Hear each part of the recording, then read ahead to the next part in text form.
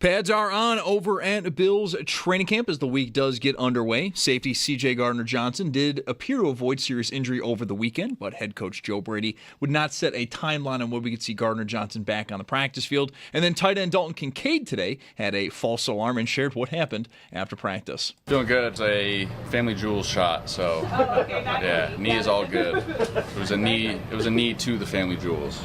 Coverage of training camp on WGR is presented by Figo Car and Joyce, your border attorneys, by Outlet Liquor. When you need to stock up, it's the place to buy a case. What's your outlet? And by the Barnes Firm. Car crash, you've got to call the Barnes Firm, 1-800-8-million. Stay tuned. We'll get the latest from practice. Sal Capaccio going to join the show later today at 5. And then we do have football back this week. The Hall of Fame game is on Thursday. Kenny Pickett is going to get the start at quarterback for Carolina. No word yet on who will start for Arizona.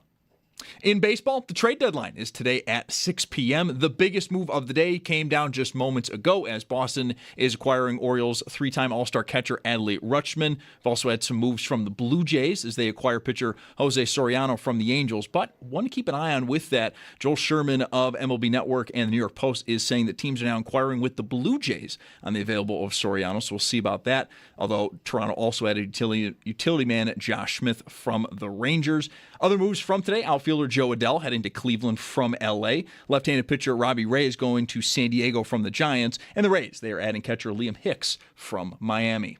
That's your Paddock Chevrolet Sports Update. Paddock Chevrolet with you for the extra mile since 1935. I'm Zach Jones for Western New York's Voice of the Fan, WGR.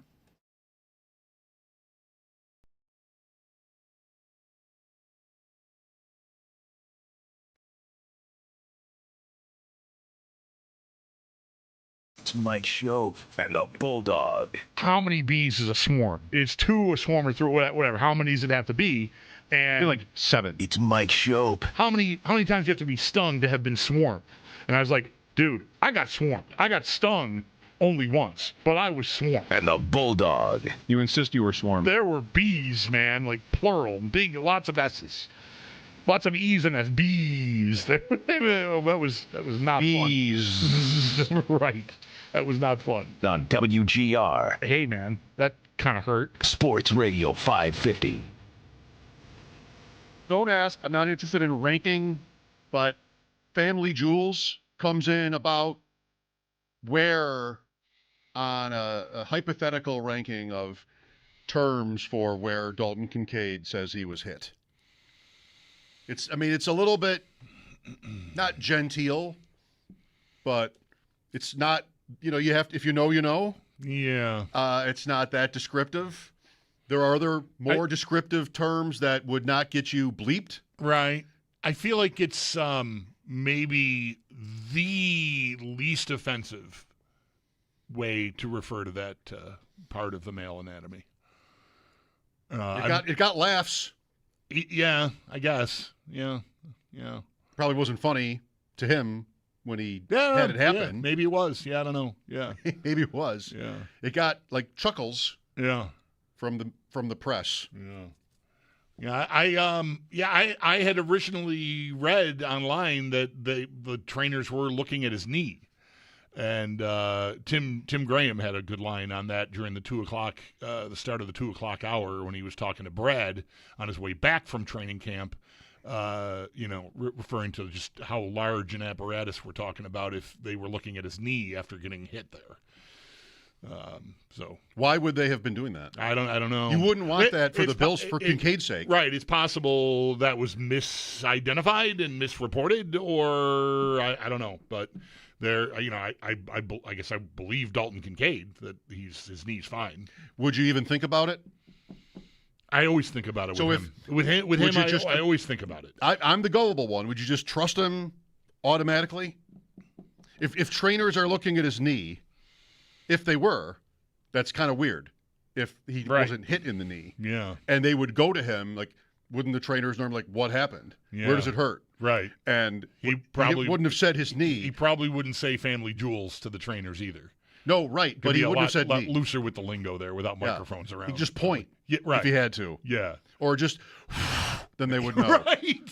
Yes. The last thing Kincaid would want. I got kneed in the crotch, guys. Okay.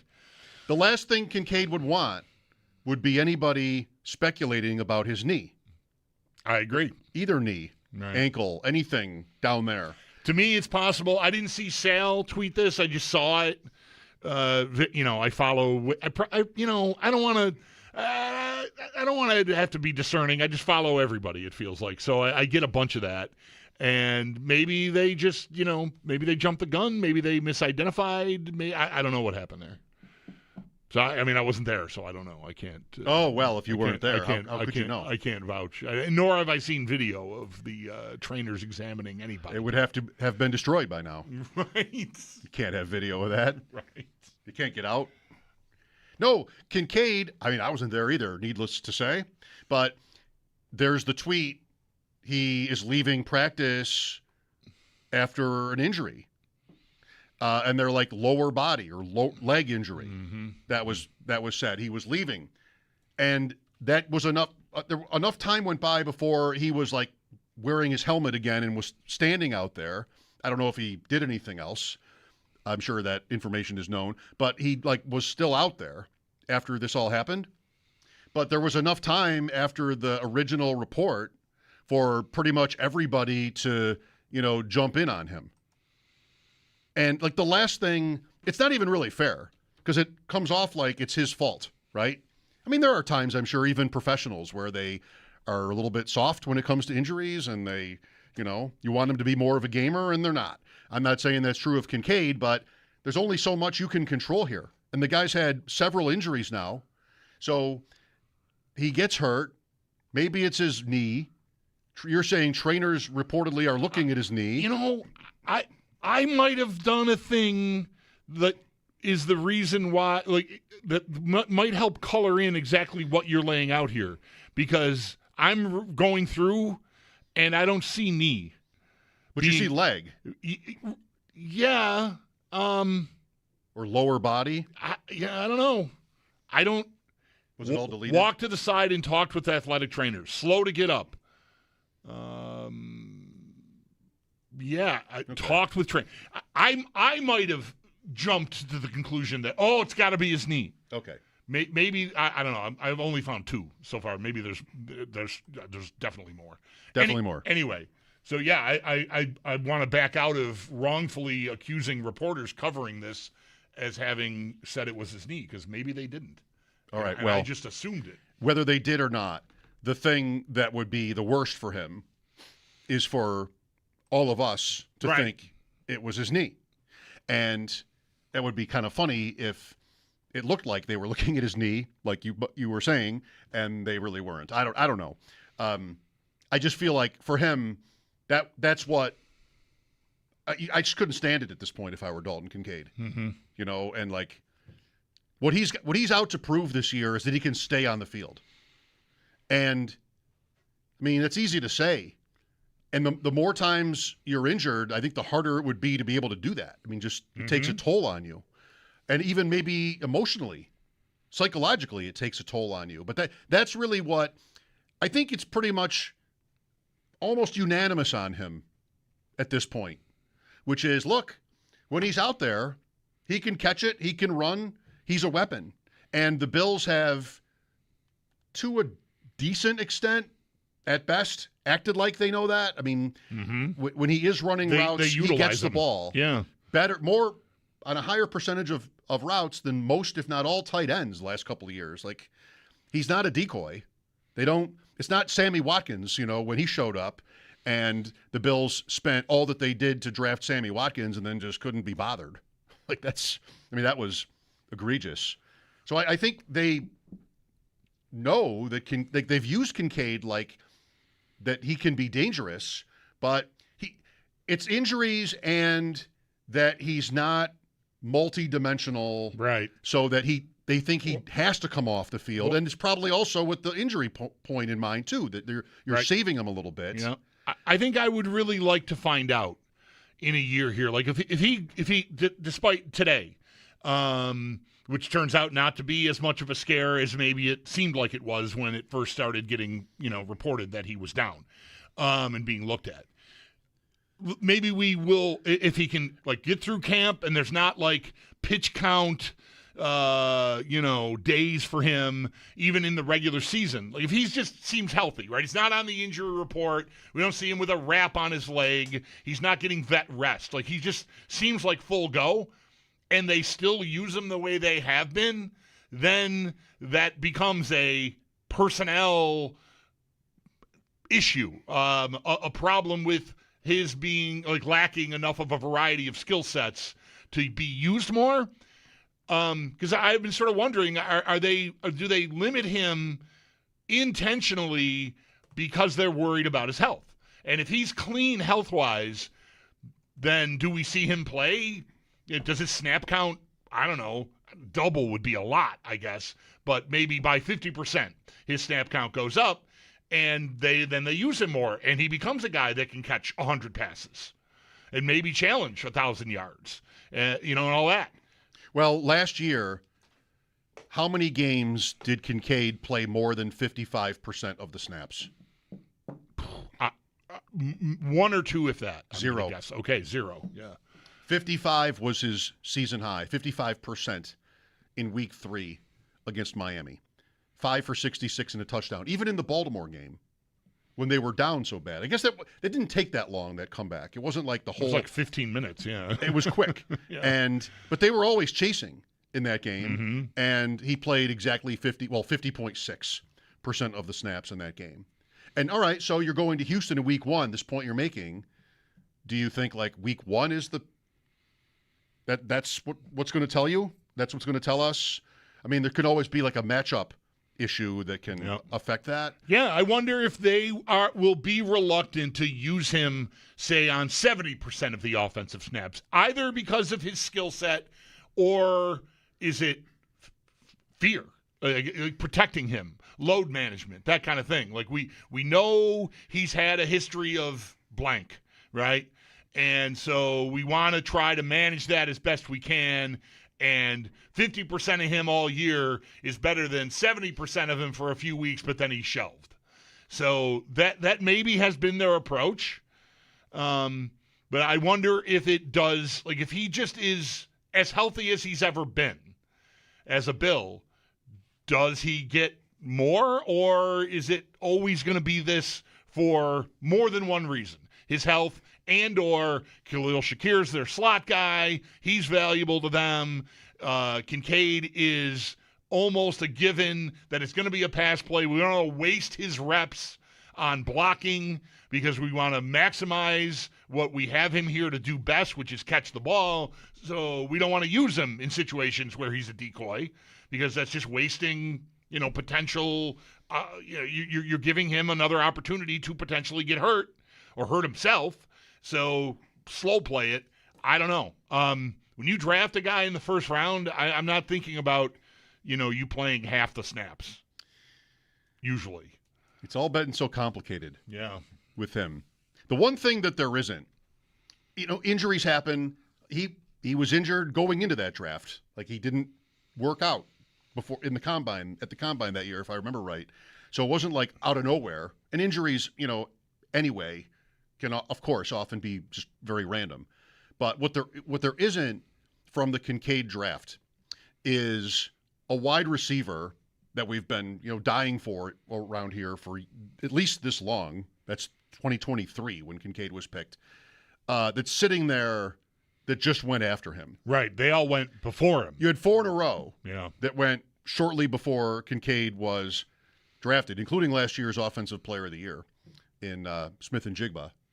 But there isn't like somebody. We don't have that. we're lucky from a caller standpoint that there isn't some stud receiver that was picked after him.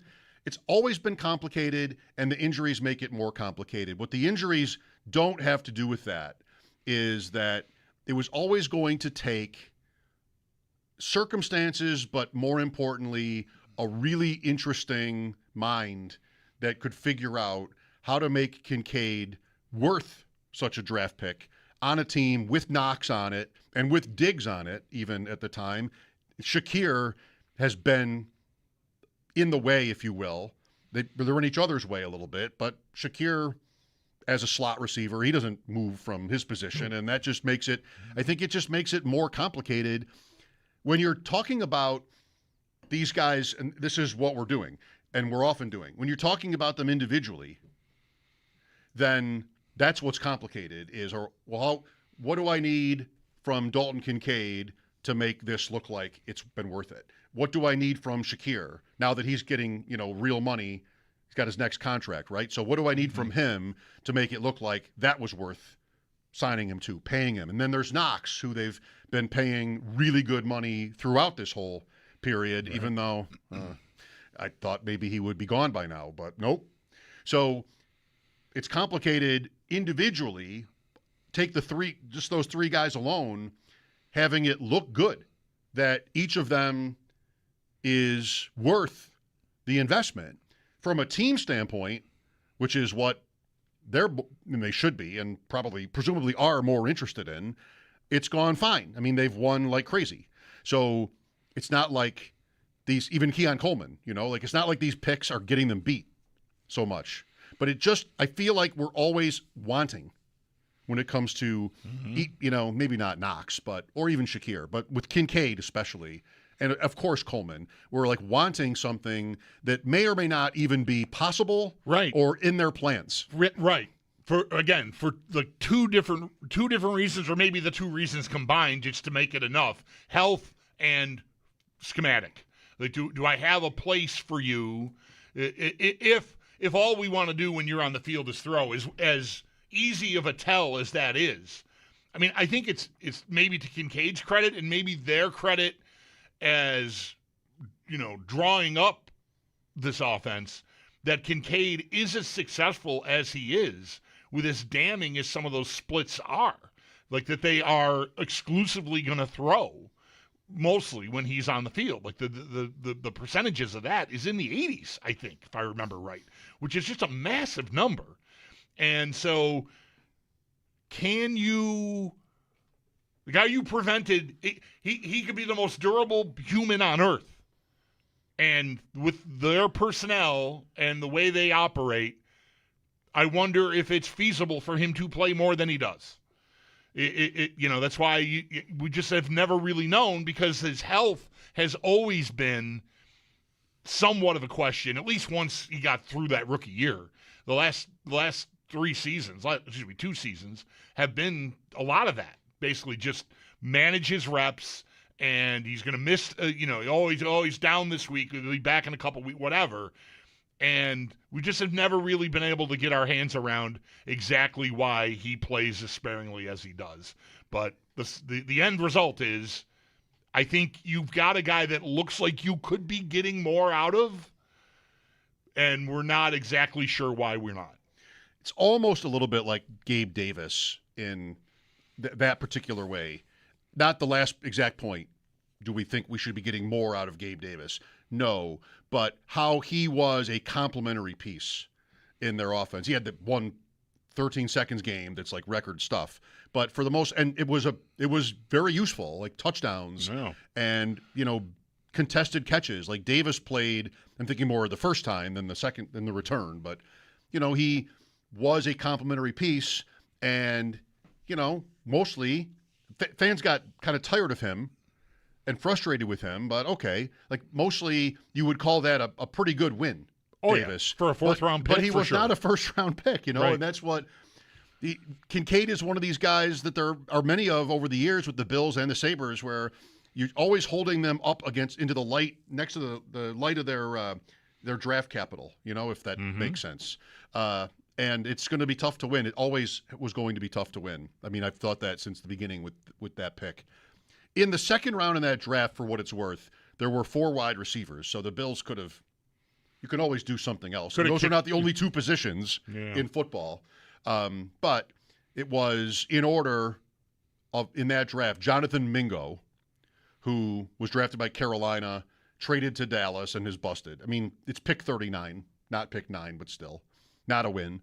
Jaden Reed, nice player for Green Bay. Rashee Rice, nice for Kansas City. And then Marvin Mims, Bills killer. Mm-hmm. Marvin Mims was the last pick of round 2 that year, 2023. Then Tank Dell. Well, So, crisis averted, maybe. Family jewels. Not a term I've heard in many years. No. Not an expression I've heard in many years, or maybe ever used. But okay, it seems like a pretty good choice by Kincaid. In that sort of setting. I think it's safe. Yeah. Good call.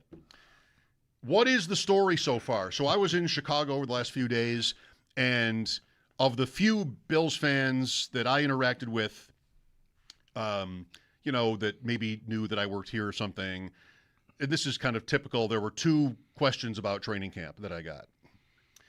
One is, so how do they look? Mm-hmm. And you know what, man? I don't know. Probably fine. It's early. It's practice. Yeah, right. I'm not sure I want to take anything too seriously as far as that goes. But the real one is, is there any news? Injuries. And we had a close call. C.J. Gardner-Johnson had a Saturday morning thing that turned out, we still don't know a timeline, but certainly, we know what a timeline would have been for a torn Achilles, which is what some people were speculating about on Saturday morning. Right? I don't think that's accurate. I think maybe an Achilles injury is less serious than a calf strain at this point. Yeah, I don't know. I think that would have been the year. So that, was avoided, but I don't know how long this – I find it interesting, too, and you're always learning, and maybe, I can use to pay better attention. I guess I've never really thought about the calf being large enough to be upper and lower. But, it is, it's a lower calf. Okay, is that worse than upper? What is that, like high ankle sprain versus ankle sprain? Like, I don't know how all that works. I've never really heard. I've heard calf strain, ruptured calf, whatever. I've heard different.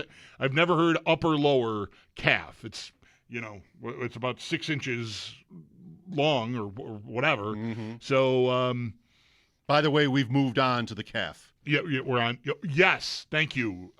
Very important to make that clear. So do we have upper or lower? That's what I'm saying. They said lower. It's a lower calf strain.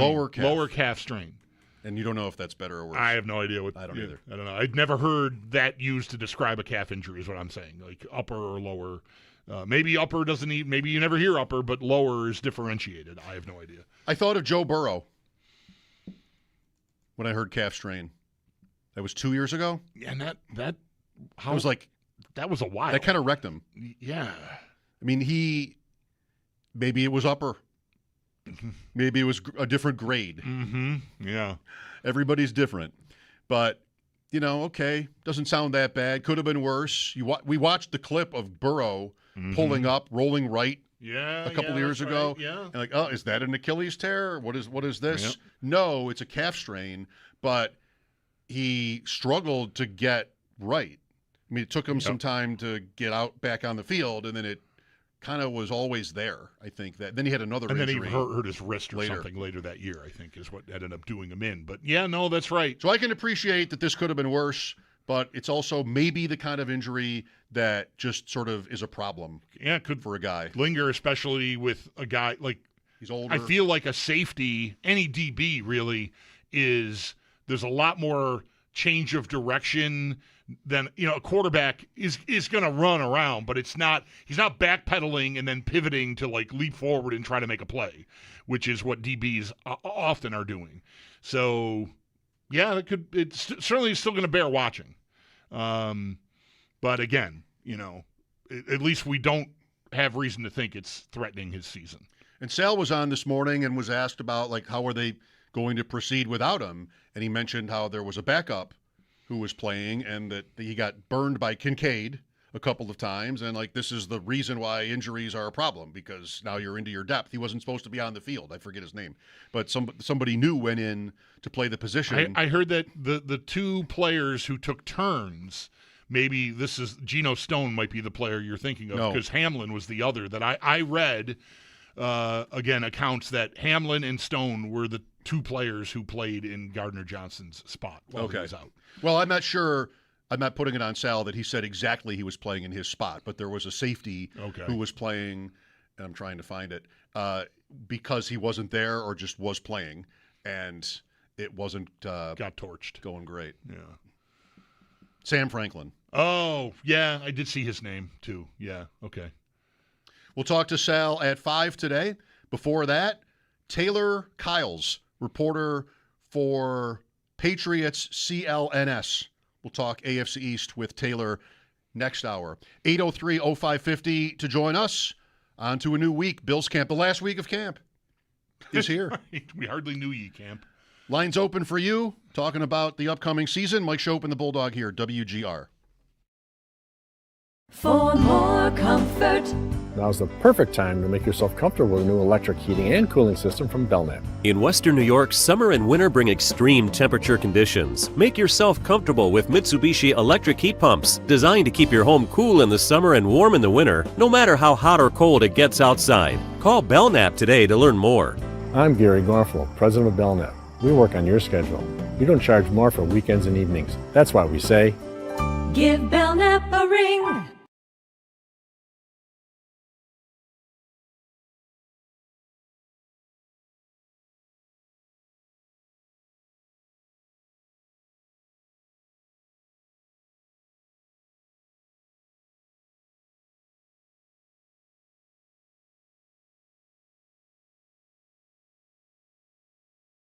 I saw on Facebook or Twitter or something, but Deion Dawkins was just kind of looking at the audience and just marveling on how the team is so behind them. And he said, oh, my gosh, I just love these guys. I think this team, with Josh, everybody else, I think they genuinely love our fans, the Mafia. It's not about a paycheck. It's about bringing that trophy home. And this seems to really ring true with this team. And I just thought it was such a cool sentiment. And I love those guys. I love the team. Deion, you're awesome, man. Win on three. 1, 2, 3, win. All right, Ed. Thank you for the cheer.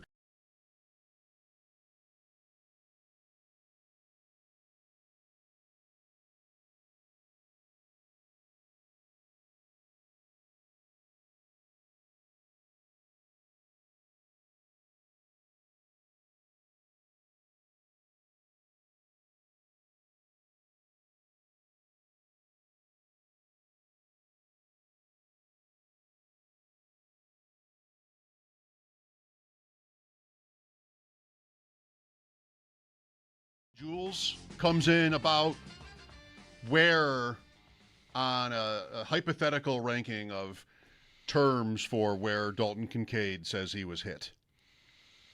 It's a little bit not genteel, but it's not, you have to, if you know, you know. Yeah.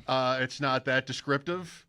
There are other more descriptive terms that would not get you bleeped. Right. I feel like it's maybe the least offensive way to refer to that part of the male anatomy. It got laughs. Yeah, I guess. Yeah. Probably wasn't funny to him when he had it happen. Yeah, maybe it was. Yeah, I don't know. Yeah. Maybe it was. Yeah. It got like chuckles. Yeah. From the press. Yeah. Yeah, I had originally read online that the trainers were looking at his knee, and Tim Graham had a good line on that during the 2:00, the start of the 2:00 hour when he was talking to Brad on his way back from training camp. Referring to just how large an apparatus we're talking about if they were looking at his knee after getting hit there. So why would they have been doing that? I don't know. You wouldn't want that for the Bills for Kincaid's sake. Right. It's possible that was misidentified and misreported, or I don't know. But there, I guess I believe Dalton Kincaid that his knee's fine. Would you even think about it? I always think about it with him. With him, I always think about it. I'm the gullible one. Would you just trust him automatically? If trainers are looking at his knee, if they were, that's kind of weird. If he wasn't hit in the knee. Yeah. And they would go to him, like, wouldn't the trainers normally, like, what happened? Yeah. Where does it hurt? Right. And he probably wouldn't have said his knee. He probably wouldn't say family jewels to the trainers either. No, right. But he wouldn't have said knee. Looser with the lingo there without microphones around. He'd just point right. if he had to. Yeah. Or just, then they would know. Right. Yes. The last thing Kincaid would want. I got kneed in the crotch, guys. Okay. The last thing Kincaid would want would be anybody speculating about his knee. I agree. Either knee. ankle, anything down there. To me, it's possible. I didn't see Sal tweet this. I just saw it. I follow. I don't want to. I don't want to have to be discerning. I just follow everybody. It feels like so. I get a bunch of that, and maybe they just, maybe they jumped the gun. Maybe they misidentified. I don't know what happened there. So I wasn't there, so I don't know. I can't. If you weren't there, how could you know? I can't vouch. Nor have I seen video of the trainers examining anybody. It would have to have been destroyed by now. Right. You can't have video of that. Right. You can't get out. No, Kincaid. I wasn't there either. Needless to say, but there's the tweet. He is leaving practice after an injury. And they're like lower body or leg injury. Mm-hmm. That was said. He was leaving, and that was enough. Enough time went by before he was like wearing his helmet again and was standing out there. I don't know if he did anything else. I'm sure that information is known, but he like somebody who can come to a football team not knowing what to expect and really be who he wants to be with us. And that's what Brady speaks and preaches. He can literally be who he is with us. Dion Dawkins, as if he really needs any introduction. C.J. Gardner-Johnson is who he is speaking of. We wait and watch on Gardner-Johnson's injury status, a calf strain, or so it's being reported over the weekend. Hi, Mike Schopp and the Bulldog here. Thanks for listening. Camp news all around the league. The Bills have a little bit of it. One thing that I wanted to bring up that we've talked about with Sal, and maybe you get into this more without me the last couple days, I don't know. But the Pete Carmichael effect, if there is one. The one thing everybody points to, did he talk today? Is that why I heard his name today? No, Joe Brady talked today. Maybe Saturday then? Yeah, he was on the weekend, I think, or heading into the weekend. But what do you hear when you hear about the Bills' new offensive coordinator? Throwing to running backs. You hear about Alvin Kamara or even Tomlinson, right? He was in San Diego. The show has never sounded older. San Diego. So I am a little bit reluctant to think that this is going to be any kind of a sea change in their offense, because why would they think they need one? I heard Sal on with Mike Dempsey on Football Diehards from Chicago the other night. All right. And Sal has said to us and said to Mike and Bob Harris that he's predicting an uptick in targets for Cook, whether it's because of Pete Carmichael or not. I could see it happening regardless of the coordinator change. And I'm thinking of Allen's age, or his aging. Mm-hmm. And they don't have a wide receiver room that really gets open that well. That's not been different. But if, like Sal said this morning about camp, that he's seen, maybe it was just today, or an observation of his was that Allen has had to move off his spot on certain plays in practice. Like he might be sacked in a real game because the coverage has been so good. And I thought, well, that goes both ways, because you'd like to have your guys get open against any coverage, but okay. So in a situation like that, maybe Cook ends up as a safety valve. That's not designed. That's just a desperation way to salvage a play. It is a design, but it's not the focal point. It's not like you call the play, hey, let's do this. It's, break glass in case of emergency. This guy will be over here if nothing else works, kind of thing. I wonder whether, Ty Johnson, I think, is certainly, he's their third down back. Part of that's his blocking acumen, but we've seen him make plays in the passing game, even plays down the field. And Cook, I'm sort of here for this. I don't think it has to be a reaction to anything. It merely could just be, here's a piece of our offense, and maybe Carmichael's arrival turns the light on to get people thinking about it and tactically scheming it up and figuring out how to do it. But I'll listen to there's going to be an uptick in that, because it's another thing that you haven't really done all that well. or at least used frequently, that maybe you can be good at, that Cook himself can be good at, and it can just give you another piece that teams have to be at least a little more respectful of than they have been. Because you always want to, like, the idea that the offense worked great and therefore why change anything? I mean, that seems crazy. You can't just keep rolling. I feel like people used to talk about Greg Roman's offense like this. And I don't know that it was exactly accurate, but that after a while, everyone just sort of knows what it is, and there's not enough developing of different ideas and spinning off of this thing that will make you think we're doing this, but instead we're now going to do that and that kind of stuff, that there wasn't enough of that, and maybe this will be some portion of this year's evidence of their offense evolving and not just staying static. It does not replace having receivers who can get open against man coverage. But hopefully DJ Moore helps you do that. Maybe Joshua Palmer, who came with some acclaim to being able to do that, can stay on the field and help you do that. But the running backs being more than just a safety valve in the passing game, maybe that's a piece that now you got to worry about that. Because I think we've seen Cook. He has been more explosive than I ever thought he would be the last 2 seasons. So it makes sense that you want to get him the ball out in space where he could maybe make a guy or two miss and it could turn into 40 yards. So that it all adds up to me to being a thing that you probably should have been looking to develop anyways.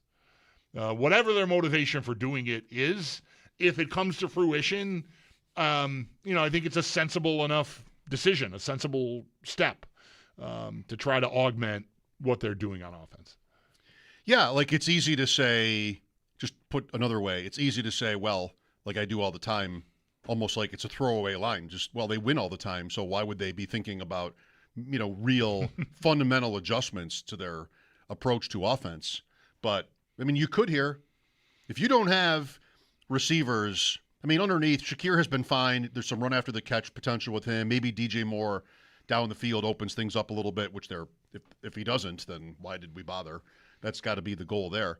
But, Cook is like, if you don't have Coleman or Palmer or a tight end, getting that done for you, here's somebody who could. But if you look at last season, in week 1, he went 5 for 58 this is receiving, against Baltimore. I'm not sure how much of that was when they were down. But Cook we're talking about here, Cook. Right? Yeah. He went 5 for 24 in the loss in Miami. That also might have been a little garbage time. Doesn't matter. It's 5 for 24. He never had more than 3 catches in a game after that, including playoffs. Like it was, and they were down in, both playoff games actually, but certainly Denver.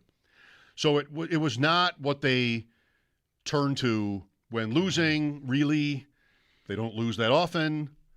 It just has not been a serious part of their offensive approach. Maybe that is different now. I've had a tough time. I'm gullible, but on this one, I have to be dragged to it a little bit. And what does an uptick look like? Is it 5 catches a game instead of 3? I mean, it was 30. We had 3 in a row last year where we didn't catch a single pass. So it was 33 for the season, 32, 33. That's his career average, so like 2 per game. Yeah. Yeah, I feel like getting him to 50 would be big, Yes. and that's not even that big a number. That'd be a 50% jump, and that's right. You're not infringing on Christian McCaffrey here. You're not trying to do that. Right. But 50 takes you from 2 a game to 3. Maybe that's a good goal. If they want to establish this, Right. if they want, Yep. if they think that's something where they can win on offense, is throwing to Cook. So, yeah, I mean, Bulldog, I'm not really falling for this one quite as easily as some others.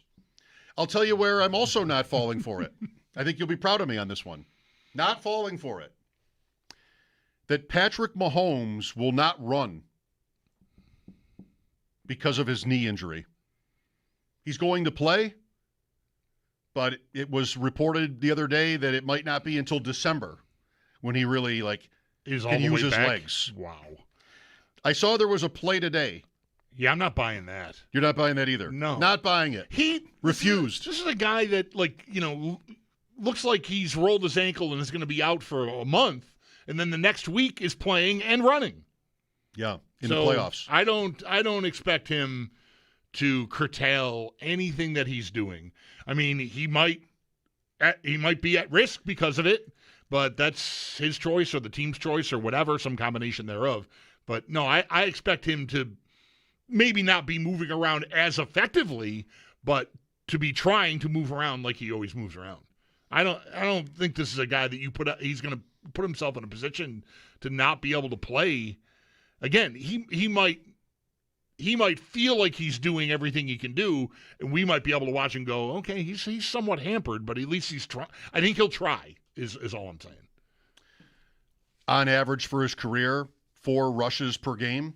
There's going to be a couple scrambles in there. Maybe most of those plays would be scrambles, but he's been good at it. He's not Josh Allen. Nobody says he is in this area.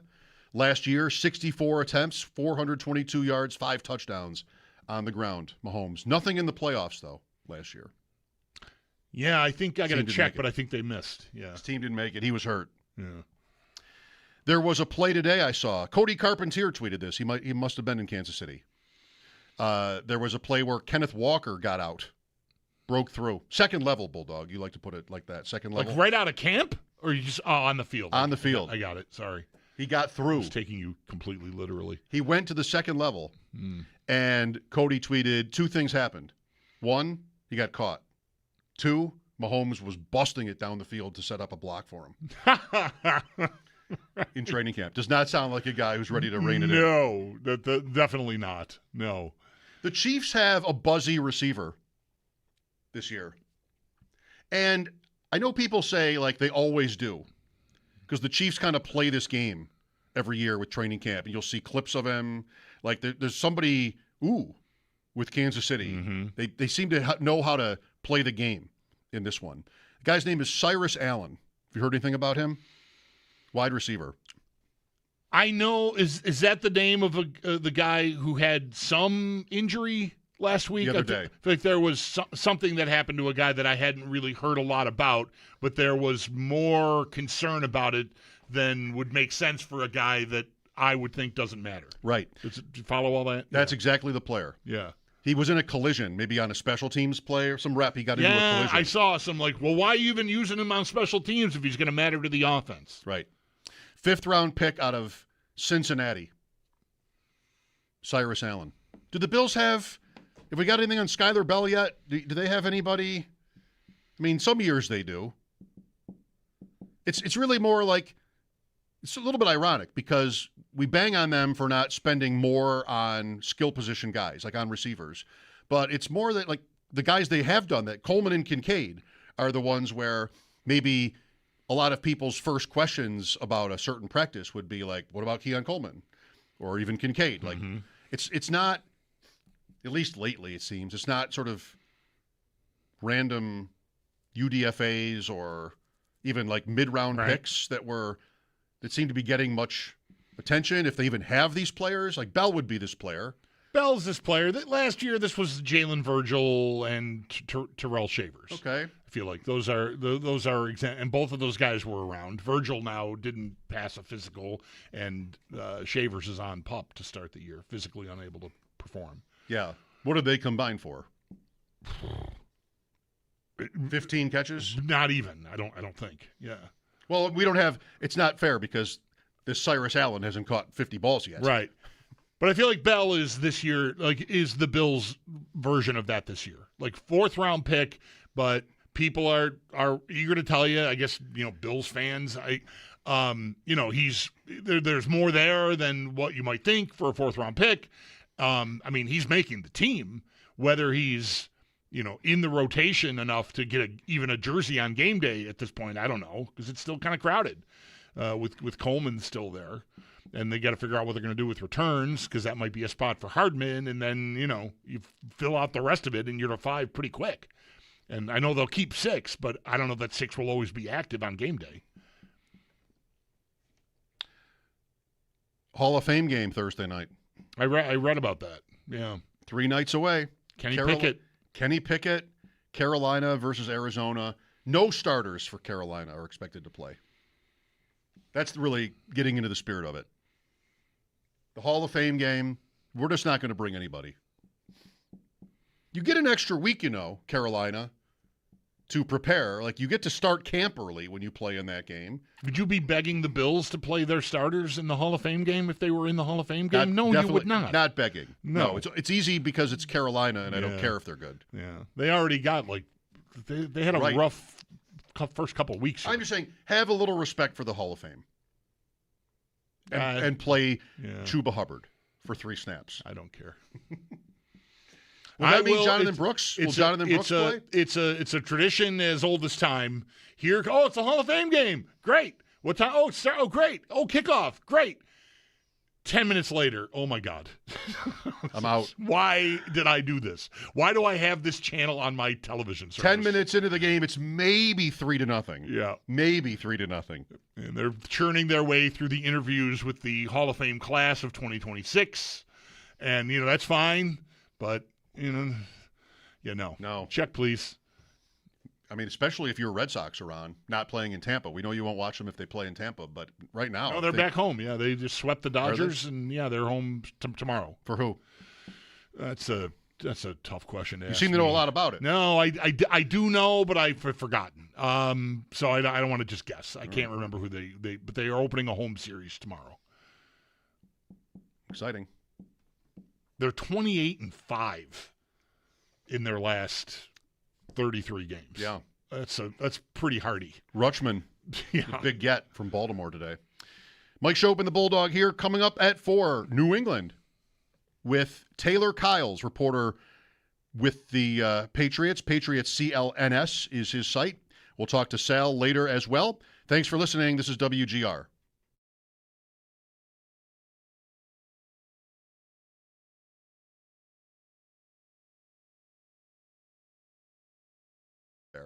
After this all happened, but there was enough time after the original report for pretty much everybody to, jump in on him.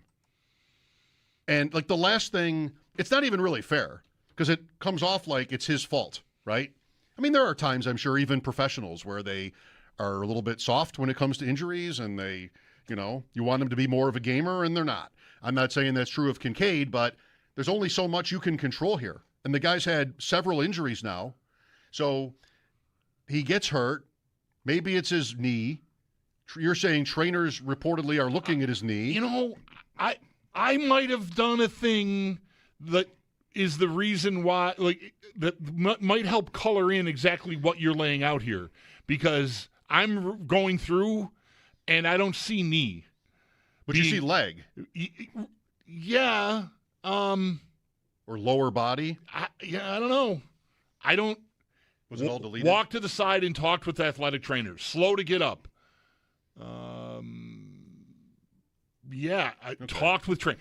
I might have jumped to the conclusion that, it's got to be his knee. Okay. Maybe, I don't know. I've only found 2 so far. Maybe there's definitely more.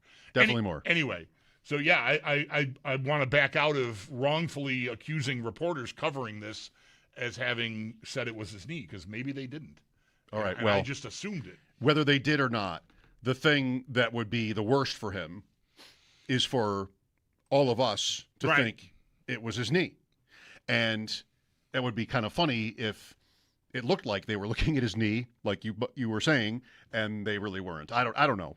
I just feel like for him, that's what I just couldn't stand it at this point if I were Dalton Kincaid. Mm-hmm.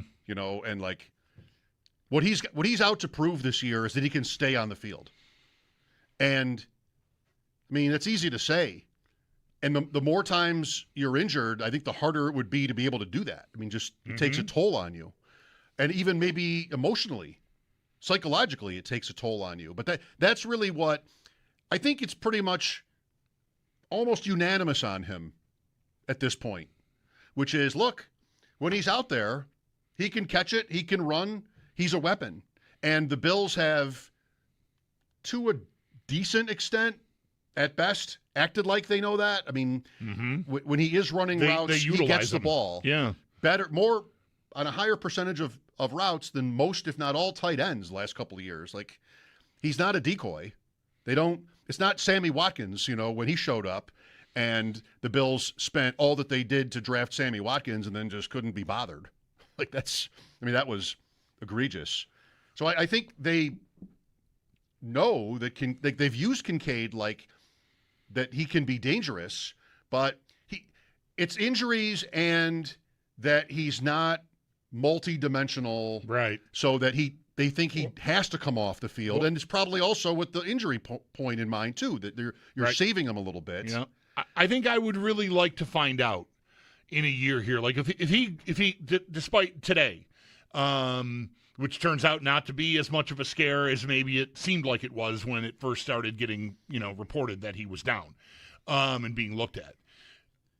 Maybe we will, if he can get through camp and there's not pitch count days for him even in the regular season. If he just seems healthy, right? He's not on the injury report. We don't see him with a wrap on his leg. He's not getting vet rest. He just seems like full go, and they still use him the way they have been, then that becomes a personnel issue, a problem with his being lacking enough of a variety of skill sets to be used more.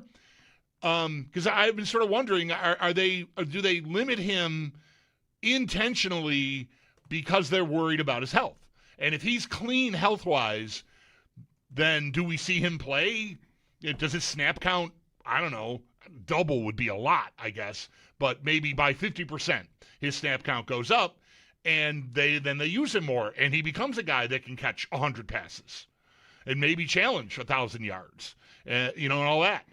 Well, last year, how many games did Kincaid play more than 55% of the snaps? One or two, if that. Zero. Okay, zero. Yeah. 55 was his season high, 55% in week 3 against Miami.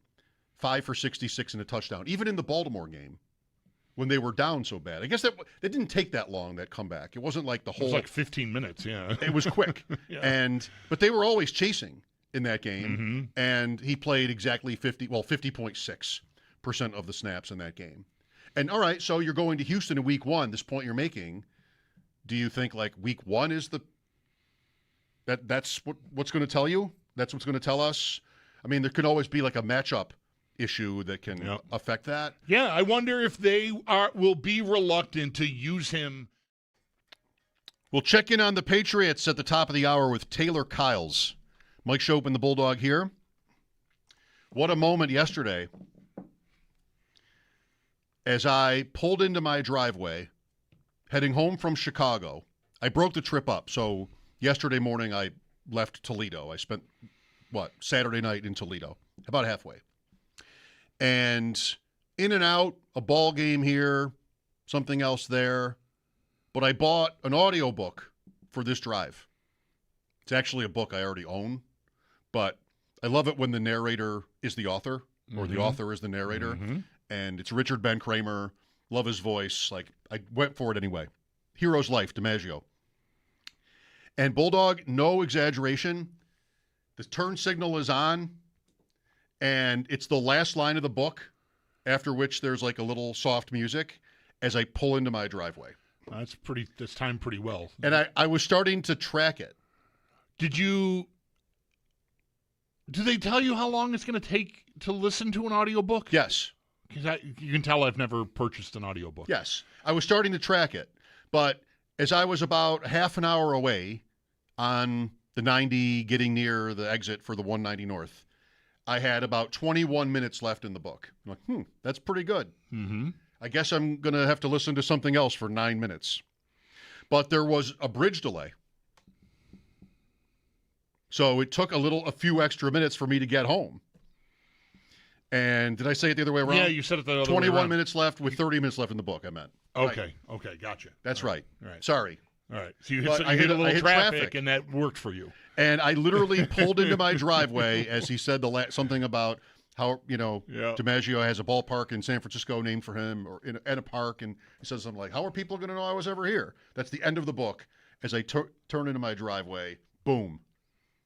No effort was made to guarantee that. How many minutes would you have stayed sitting in your driveway? I said to my wife 5. Okay. Maybe not 10, but at least 5. To the Patriots after this.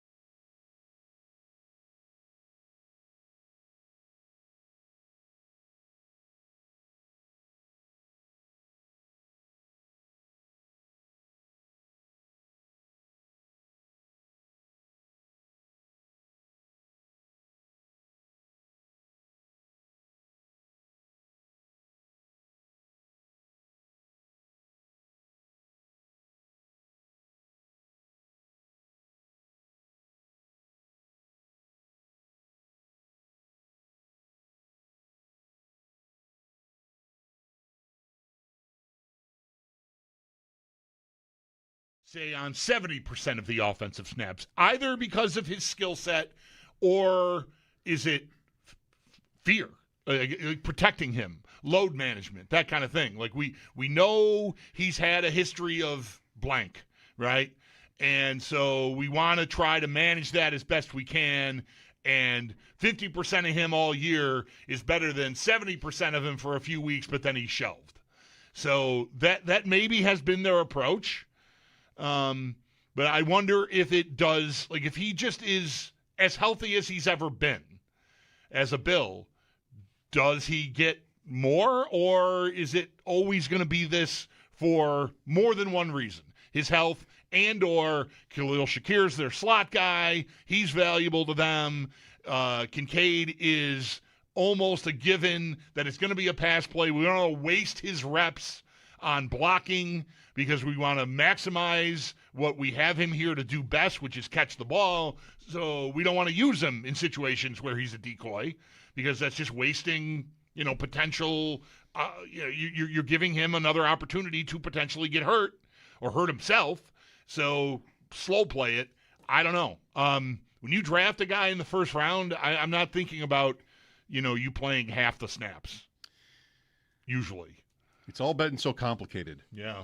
With him. The one thing that there isn't, injuries happen. He was injured going into that draft. Like he didn't work out before at the combine that year, if I remember right. So it wasn't like out of nowhere. And injuries, anyway, can of course often be just very random.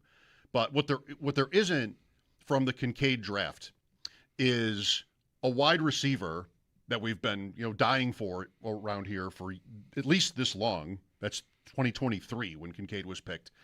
That's sitting there that just went after him. Right. They all went before him. You had 4 in a row yeah. that went shortly before Kincaid was drafted, including last year's Offensive Player of the Year in Smith and Jigba.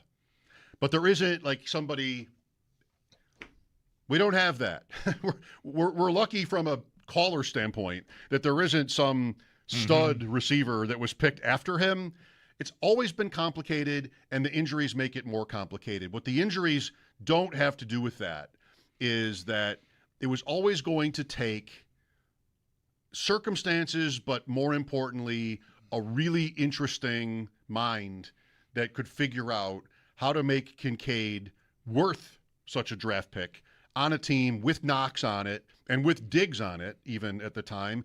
Shakir has been in the way, if you will. They're in each other's way a little bit, but Shakir, as a slot receiver, he doesn't move from his position, and that just makes it, I think it just makes it more complicated. When you're talking about these guys, and this is what we're doing, and we're often doing, when you're talking about them individually, then that's what's complicated is, what do I need from Dalton Kincaid to make this look like it's been worth it? What do I need from Shakir now that he's getting, real money? He's got his next contract, right? So what do I need from him to make it look like that was worth signing him to, paying him? And then there's Knox, who they've been paying really good money throughout this whole period, right. Even though I thought maybe he would be gone by now, but nope. So it's complicated individually. Take just those 3 guys alone, having it look good that each of them is worth the investment. From a team standpoint, which is what they should be and presumably are more interested in, it's gone fine. I mean, they've won like crazy. So it's not like even Keon Coleman, it's not like these picks are getting them beat so much.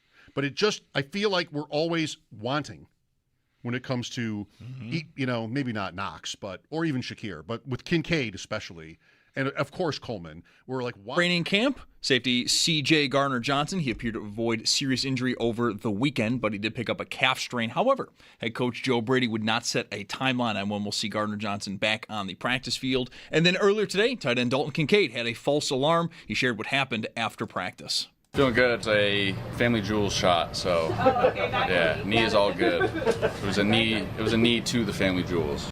Coverage of training camp on WGR is presented by Figo Car and Joyce, your border attorneys, by Outlet Liquor. When you need to stock up, it's the place to buy. Case, what's your outlet? And by The Barnes Firm. Car crash, you've got to call The Barnes Firm, 1-800-8-million. Do stay tuned. We'll get the latest on practice today. Sal Capaccio will join the show later this afternoon at 5. The Hall of Fame game is this Thursday. Kenny Pickett is going to get the start at quarterback for Carolina. No word yet, though, on who will start for Arizona. And in Major League Baseball today, it is the trade deadline, which will be at 6 p.m. The biggest move of today is Boston acquiring Orioles 3-time All-Star catcher Adley Rutschman.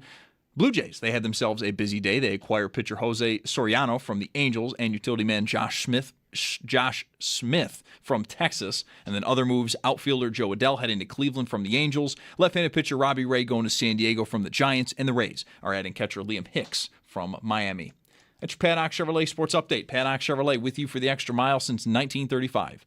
I'm Zach Jones for Western New York's Voice of the Fan, WGR.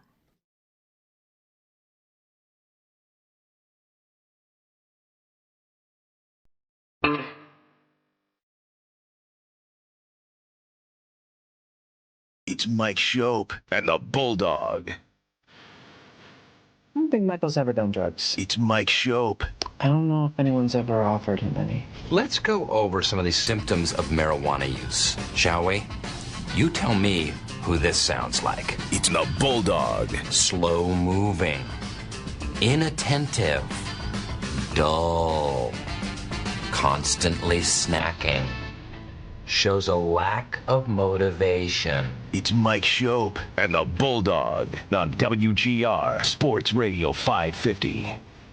I like and can relate to this tweet from Ian McMillan, an account I follow for golf bets, among other things. Okay. He says his teams are the Leafs, the Blue Jays, and the Atlanta Falcons in his bio. And he said on the occasion of this trade deadline day in baseball, kind of wish one of the teams I cheer for would trade me as a fan. Again, I can relate, The Orioles thing sounds pretty man, not long ago, it seemed like the sky was the limit. Finally, Baltimore was going to return to the glory days, and now it's over. It's past over. 3 years ago, I watched 7 of their games in a row. They were playing the Yankees, and I was laid up, and I just was, this team looks awesome. Look at all this young talent. I'm kind of into this. And it just did not stick. Rutschman to Boston, it's good for you. I hope so. Yeah, right. You can't know. I mean, they made a big trade last week, and the guy got 2 at-bats in, and then this shelves for the year. Fair enough. With us now, we'll go to New England. Taylor Kyle's with us to talk Patriots and Bills. Training camp, of course, well underway at this point. Taylor is the beat reporter for Patriots CLNS. Thanks for joining us, Taylor. Mike and Chris here. Thanks for having me, fellas. How you doing?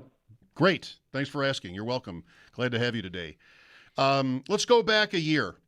So the Patriots end up on, a pretty magical ride last year, and to some, it was a big surprise. Maybe not to everybody.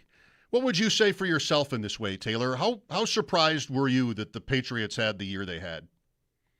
I will say, I was one of the few people who thought they were actually – I had a prediction at 13 wins last season. And to be fair, a lot of that was the strength of the schedule and the fact that I felt with the infrastructure of Mike Vrabel, his staff, Josh McDaniels being able to mentor Drake May, and some of the major acquisitions they had, I thought that they would be able to beat some of the, more inferior competition they played, and also when they played more competitive teams, actually be in the game and not get embarrassed. And I will say I didn't expect them to have quite as many blowouts as they did. So the style of winning was definitely a big surprise. But even more than that, I think the fact that they were able to stay healthy with the amount of stability they had on the coaching staff was a big reason they got as far as they did. I don't think it's, saying anything crazy that they did get a little bit lucky in the playoffs. You played quarterbacks who typically played much better, who I think were injured or for whatever reason played some of their worst games. And Drake May wasn't great through the playoff run, and the defense and run game at times really had to carry him. But I think by the end of the season, that might have caught up to him a little bit. But I wouldn't say it was a huge shock that they were successful. But for them to get to the playoffs and get as far as they did, that blew, I think, everybody away. Yeah. I liked them, too, like by the over-under. Imagine Taylor here picking 13 wins and ending up low.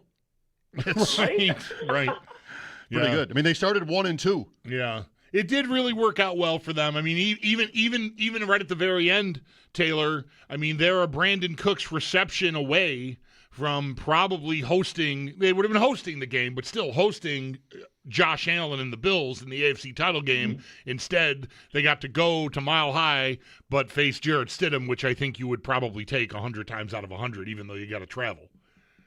1,000 times out of 100. I did not want to have to face the Bills. And, I mean, it was kind of a different reason. I felt that the Broncos were a more well-rounded team and Bo Nix was complimentary, whereas the Bills, I mean, Josh Allen was just playing out of his mind on a team that really, and I think personally for years, has not done quite enough on the offensive side of the ball. Outside of the run game, I love the Bills' run game. But in terms of weapons and guys he's throwing to, just not quite good enough. And the defense, being held together by duct tape with Sean McDermott doing the best he could to hold that unit together. So, yeah, I got to say, especially after that second Pats-Bills game, there was a part of me that wanted a rematch, but my brain was like, you know what? I think the Broncos are the better draw. Well, you mentioned in talking about the year they had last year, the schedule, and that's a lot of the focus here. I mean, it's the summer, so, we're just easing into training camp here, but the schedule is harder, of course. Even though it's funny, they ended up in first place, but those crossovers, I think, still favor them over the Bills in most cases, with Pittsburgh having won the division, and the Bills draw Baltimore instead. Even Seattle by the odds. Yeah, is like the right, Rams. with the Rams, yeah. Look like the tougher game. So what do you feel like? What's the way forward for them? Like, is there some regression expected because the schedule's so tough, or do you think that they'll just get out of bed and win 12 or 13 games again? Yeah, no, I think we definitely see a regression in the schedule because, I think A.J. Brown gives them a better chance in some of those games that before he was acquired I really would have considered a toss-up. I have way too much respect for the slate of opponents they're going to face to think that they get to 13 or sniff 13 wins. Maybe they squeak out 11, but even 12, I would be very uncomfortable. I think it's more likely, honestly, that they get more towards 9 than 10, especially when you consider, again, the injury luck that the Patriots were able to have last year. But I don't think we'll see regression in the quality of play in the team. I do think that as a team we see them take a step forward and not be, the kind of organization where when they make it to the playoffs, if they have success, everyone's going to be wowed and kind of think of it as a fluke. I think that they've addressed enough positions of need, especially at premium positions, although edge is still a little bit of an uncertainty. Good to get Kavakis back. But I think that they're good enough where if they beat good teams, people won't be surprised anymore. And it's just going to be, okay, can you maintain this? Can it go through to the playoffs? Can you stay healthy? All those things that are important for teams as they get late in the season. But, yeah, I definitely think we see a step back in terms of their record, but I don't think you're going to be looking at the 2026 Patriots and thinking that they're worse than they were last season. You mentioned that May wasn't so great in the playoffs. Like, how much, if at all, has that dampened expectations, if it is at all? Because it's only a couple of games and the body of work in the season. I mean, he was an MVP candidate, so there's no arguing. He had a great year, schedule or not. But again, it wasn't great at the end, and I don't know, is that part of the learning curve? Like, how is that being, explained if it is? Yeah, I absolutely think it was partially a learning curve. I mean, he was playing three of the best defenses in the entire NFL with, again, an offense that was solid and very well coached, but didn't maybe have the talent to really put them over the top where they could compete more consistently, especially considering that Drake May, look, one of the smartest young quarterbacks in the NFL. I could not talk enough during the regular season about how effective he was against disguised looks, how good he was about picking up the blitz. I mean, he was one of the best quarterbacks in the NFL by almost every metric. But then when you get to the playoffs, it's not just good schemes, it's not just good players, it's both. And I think when you add on the fact that Drake was suffering from a shoulder injury, that combination is just tough for any second-year quarterback to really overcome. So I don't think anybody was discouraged, but I will say that if the Patriots do make the playoffs again, now with this slate of opponents, I think he'll have seen enough that you have more confidence in him in the playoffs because, he's going to end up playing some of the best defenses in the NFL. But he's also going to have to prove that when the lights are the brightest, he's able to step up his game. And, yes, he was an MVP candidate last year, but as someone who watches every snap of Drake May's career and nitpicks so that I can praise him when he gets better, there are still areas where he's going to have to grow, and he's going to have to prove that he is a guy who, you expect your best players to play the best in the best games. Needs to show that he's that guy and not just someone who can beat up on the bad teams while making just enough plays to beat the good ones. He's got to be consistent, and that's what I think people will be looking for if the Patriots get back to the playoffs. Big moment, I would think, for him last year was winning here the Sunday night in Week 5. And that really kind of – the Patriots had started 1-2, beat Carolina big, and then now you're in the race after winning in Orchard Park there like the Patriots did big Stephon Diggs night that night for New England. With Taylor Kyles, Mike Schopp and the Bulldog on WGR. So now it's A.J. Brown. And it seems everybody has an opinion. Taylor, what's the consensus? Everybody loves the player. He's had a great career. Maybe he still got it. Maybe the knee is a concern. Some weird personality stuff emerged in Philadelphia, not necessarily on him, but it's there. And then I would say from the outside so far, kind of what's fair? I mean, it's the first week of training camp. Maybe I shouldn't even use a word, but it's not all good so far. It seems like the reports on their timing and how it's looked. Let's turn to you here, Taylor. What do you think of any of that, and what are your expectations? Yeah, I wouldn't say there's any kind of buyer's remorse or anything at this point. A.J. Brown has been a model citizen since he's been in Foxborough. Both he and Mike Vrabel kind of downplayed the knee. Now, whether or not they're being truthful, I don't know, but it hasn't really shown up as a concern. And Mike Vrabel is very adamant about giving veteran players rest days when he feels he needs it. And we've seen that. Morgan Moses has been very limited this summer just so they make sure they're not putting too much on his plate and, eyeing his load management. But A.J. Brown's been heavily involved, so it's not like we're seeing him take, entire periods off or anything like that. He left early during practice the other day, but that was something all the veterans are doing. Christian Gonzalez did as well. And in terms of the negative reports, a lot of that was the fact that early on, as expected, A.J. Brown and Drake May were having some trouble connecting downfield. Now, in the short area of the game and in the red zone, they looked almost automatic. That was fine. But in this Patriots offense, it's not just about getting on the same page as your quarterback. It's also about being able to adjust to the picture that the defense gives you both before and after the snap. That's a lot to think about, especially for A.J. Brown and Romeo Doubs, two guys who came from offenses that weren't quite as complex and didn't ask for quite as much post-snap reading and communication and understanding and things like that. So the further you get downfield, the more that chemistry matters and the less AJ can just use his size to necessarily win because the ball needs to be in a place where he can at least catch it and then be on the same page. And it feels like that's an area where I think both of those guys have really started to show growth. A.J. Brown beat Christian Gonzalez deep last week. So you're starting to see a little bit more rapport on some of those vertical routes. And you didn't ask about Romeo Doubs, but it was a similar situation with him where he and Drake May either just weren't getting any targets together or they weren't connecting. And that's another thing we're starting to see change. So like you guys said, it's just a process of training camp. It's so early. There are going to be things that we're laughing about that we, we're a little bit dramatic about at this point in the season, but it feels like a pretty natural progression given the offense that AJ's in now. That's a given. That's always a fun exercise going back after the season's over. What are we talking about actually in August? Right. I think Doubs is a really sneaky move. Well, not sneaky, but I like it. Not high end like Brown is, but I feel like he's good. I think he can do what Diggs did. I mean, that was 1,000 yards. I'm not necessarily predicting that, but I like him for New England. Yeah, the fun thing is these are two veterans with Josh McDaniels, who's not going to just have guys be stagnant, right? Like last year, A.J. Brown spent 90% of his snaps on the outside. I think Josh McDaniels is going to kick him inside a lot more. I think Romeo Doubs for the Packers was more of an X receiver, but not the traditional one where you just see them outside the numbers winning one-on-one matchups. He was really used close to the numbers, so it was almost more like he was a slot receiver in some ways because of the area of the field he was working in. But in this system, they're going to play every receiving position. There's going to be certain packages where they're in kind of funky spots as well to give defenses different looks.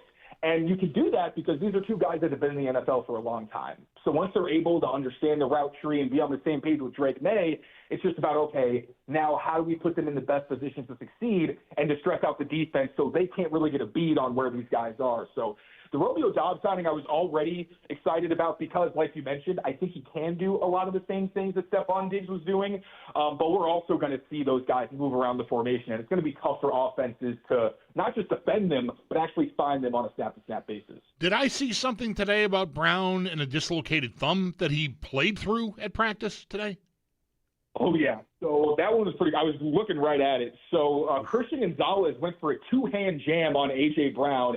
As soon as he made contact, you saw Brown trying to pull up, and Drake May throws the ball anticipating a fade. Christian Gonzalez picks it off. But A.J. Brown stayed in. He caught, I think, 3 slants. He was heavily involved still. But I will say Christian Gonzalez has been a thorn in his side. This is the best summer that I've seen from Christian Gonzalez so far, not only as a professional off the field, but on it as well. He's a really tough dude to complete a pass on if you don't have a perfect throw. He and A.J. have gone back and forth. I think Gonzo's won more of those matchups. And there was even a play late where there was a tunnel screen near the goal line that the Patriots love. It's usually a walk-in touchdown for them.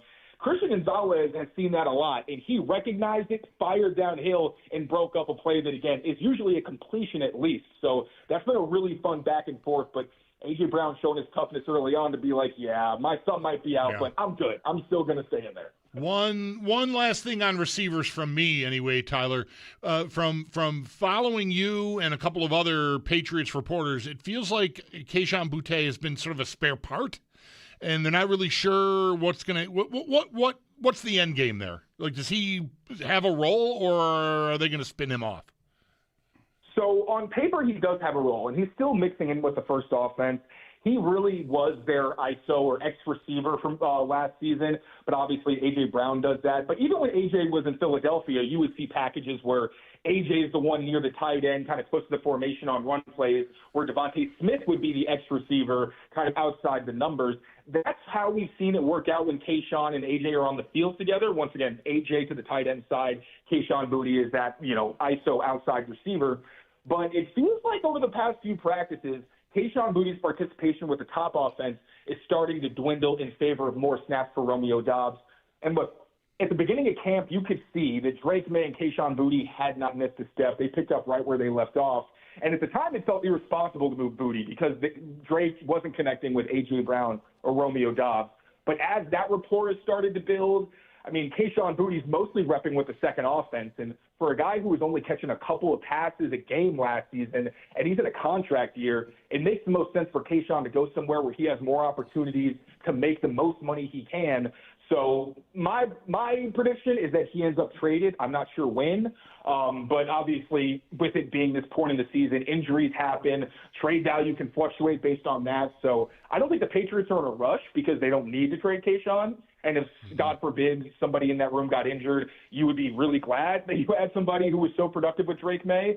But if there's no injuries and everything kind of continues trending the way it is, I just don't see a reality where Kayshon Boutte's on this team, at least after the trade deadline. Interesting. I mean, there is value in a guy like that, just not even just for depth, but as a wide receiver 3, different sets, different skill set than the other guys. But depends on what you can get, maybe. Like if there's action for him. With Taylor Kiles, beat reporter for Patriots CLNS at TKiles39, Mike Schopp and the Bulldog here. What do you see in terms of the running backs this year? Really interesting, and as a fantasy player myself, Taylor, sometimes kind of maddening, the back and forth. Which one is it going to be this week? I was at that game in week 5, and Henderson, so exciting as the skill set wise and his youth, but Stevenson falls into the end zone I think twice that night, and like, oh well. And the playoffs, holy cow! I mean, Henderson in that Denver game barely played at all. But just a couple examples. Do you see the Patriots wanting to, balance that differently this year? I think on paper they'd love for the carries to be closer to a 50-50 split than anything. But the reality is that Ramondre Stevenson, now I understand he's not the most explosive player in the world, and yes, he's got fumbles.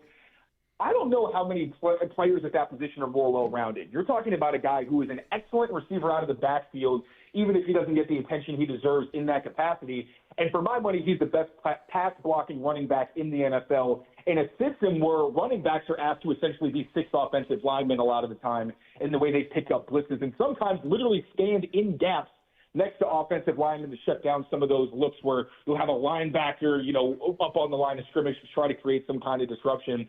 So those are 2 reasons that it's hard to take Ramondre off the field. But then on top of that, he's also one of the toughest tackles at the position, has excellent vision, and is just very, very durable. Whereas Travion, he's really more of a boomer bust kind of player, and that's what I think he's working on in part this year, is it not being that inconsistent where, yes, he has 100 yards, but 70 of those came on one play. Mm-hmm. I think he wants to have better vision, better consistency on the inside running. And also, and this is really what's going to affect how much he plays, it's the pass protection. Last year, it felt like he knew where to go, but technique-wise, he just lost too many times. And with Ramondre being as good as he is, I think the Patriots just defaulted to the guy they could trust while letting the rookie kind of continue to learn behind the scenes. So if Travion can close that gap, maybe we see more of him, but I still think it's going to be Ramondre as the lead dog in this backfield. But also, one thing I have to acknowledge is those 2 have been almost impossible to cover by the Patriots linebackers. They're winning deep. They're winning underneath as check down guys with people on their backs. So, I mean, this is one of the more well-rounded running back duos in the league. It's really just going to be up to Travion to be able to, again, close that ground as a pass protector and earn those spots where, I mean, if you can't be trusted on play action to pick up a blitzer, they're not going to put you out there. There was a lot of debate last year's draft about whether Will Campbell could play left tackle at the NFL level.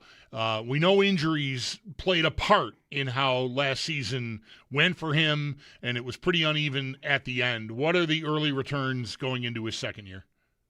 He looks really good. He is rarely losing in one-on-one situations.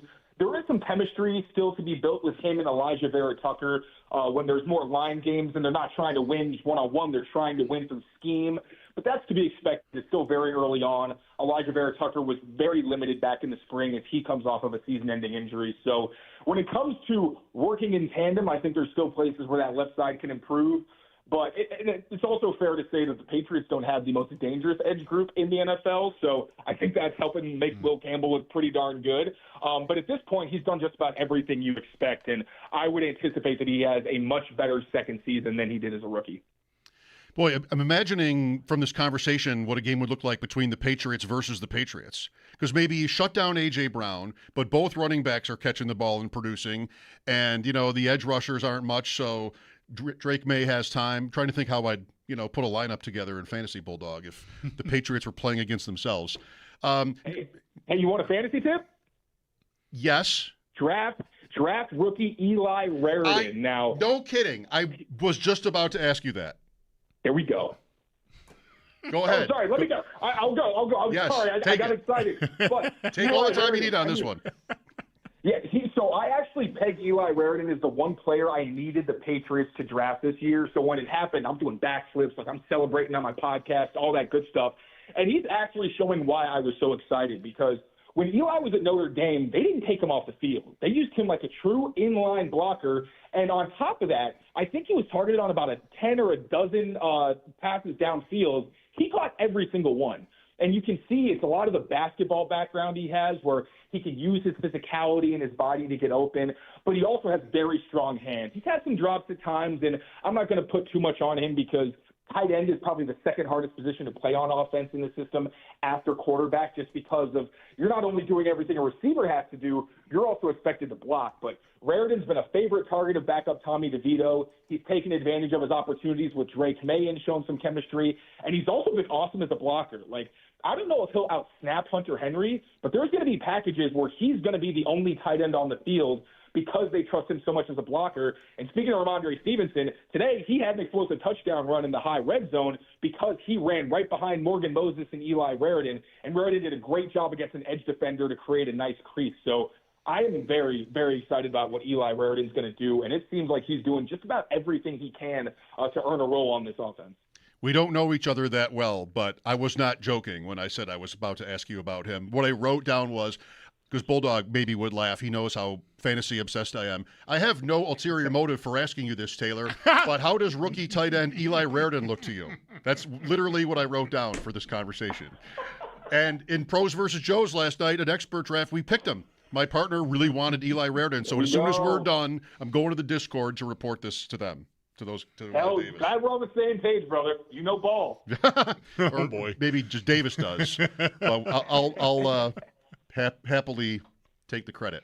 All right, Taylor Kyles with the Patriots. Thanks for your time, Taylor. Enjoy the rest of camp. Thank you so much. Have a great one, guys. You too. Eli Raridon. Yeah, I was just wondering. I was looking at their depth chart, like I often do when we're talking to someone who covers, a team that's not the Bills, and. Who did they had Austin Hooper and Hunter Henry last year? Who did they have? They had maybe the two guys that I confuse with having been the same guy their whole careers. Maybe H names or something. I don't know.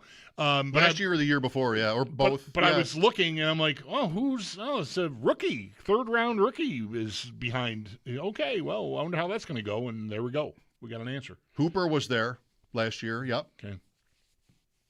Yeah, Davis said last night on the stream, like, Henry's 33. Might be time. Okay. He loves his tight ends. All right, I'm going to go text him. 803-0550. The Patriots, are they the team to beat this year in the AFC, if not the Bills, or for the Bills to beat? Yes, they're in the division. You can easily just say that. But interesting year to look at the conference. And without Kansas City, having been on top last year, and Baltimore similarly, who should be, the big target? Mike Schopp and the Bulldogs, Sal at 5. This is WGR.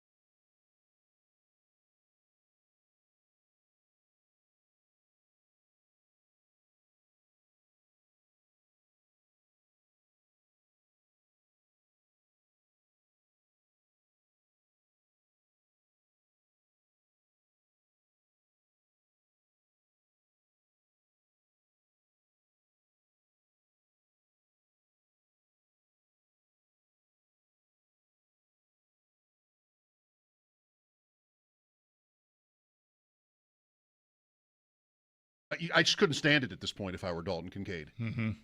And like what he's out to prove this year is that he can stay on the field. And I mean, it's easy to say. And the more times you're injured, I think the harder it would be to be able to do that. I mean, just it takes a toll on you. And even maybe emotionally, psychologically, it takes a toll on you. But that's really what I think it's pretty much almost unanimous on him at this point. Which is, look, when he's out there, he can catch it, he can run, he's a weapon.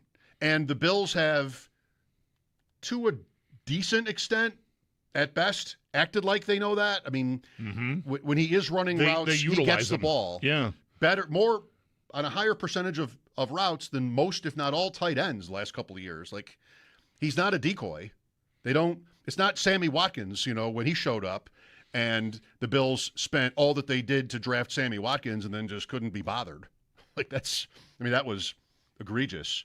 So I think they know that they've used Kincaid like that he can be dangerous, but it's injuries and that he's not multi-dimensional. Right. So that they think he has to come off the field. And it's probably also with the injury point in mind too, that you're saving him a little bit. Yeah. I think I would really like to find out in a year here, like if he despite today, which turns out not to be as much of a scare as maybe it seemed like it was when it first started getting, reported that he was down and being looked at. Maybe we will, if he can get through camp and there's not pitch count, days for him, even in the regular season. If he just seems healthy, right? He's not on the injury report. We don't see him with a wrap on his leg. He's not getting vet rest. He just seems like full go, and they still use him the way they have been, then that becomes a personnel issue, a problem with his being lacking enough of a variety of skill sets to be used more. Because I've been sort of wondering, do they limit him intentionally because they're worried about his health? And if he's clean health-wise, then do we see him play? Does his snap count, I don't know, double would be a lot, I guess, but maybe by 50% his snap count goes up, and then they use him more, and he becomes a guy that can catch 100 passes and maybe challenge 1,000 yards, and all that. Well, last year, how many games did Kincaid play more than 55% of the snaps? One or two, if that. Zero. Yes. Okay.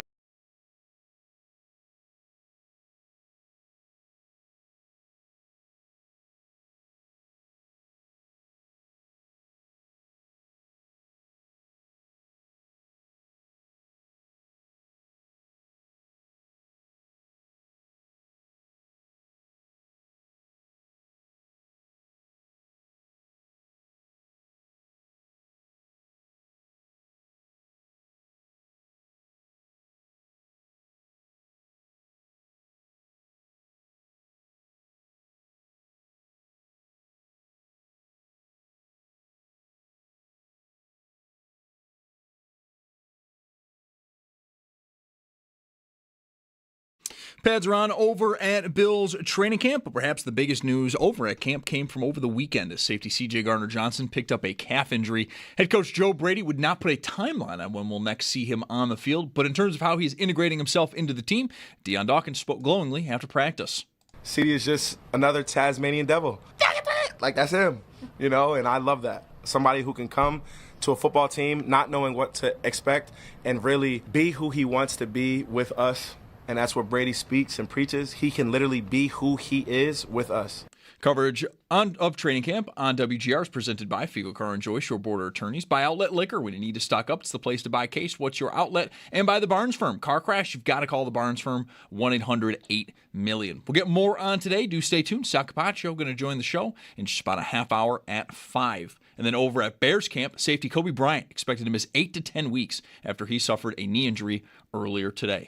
In baseball, it is the trade deadline. The deadline is at 6 p.m. The biggest move of the day is Boston acquiring Orioles 3-time All-Star catcher Adley Rutschman. The Blue Jays have a foot in both camps, both buying and selling, as they acquire pitcher Jose Soriano from the Angels, and then they send center fielder Dalton Varsho to Houston. And then some other moves today. Right-handed pitcher Luke Weaver's heading to Pittsburgh from the Mets. Left-handed pitcher Robbie Reyes going to San Diego from the Giants. And the Rays, they're adding catcher Liam Hicks from Miami. That's your Paddock Chevrolet Sports Headlines. Paddock Chevrolet with you for the extra mile since 1935. I'm Zach Jones for Western New York's Voice of the Fan, WGR.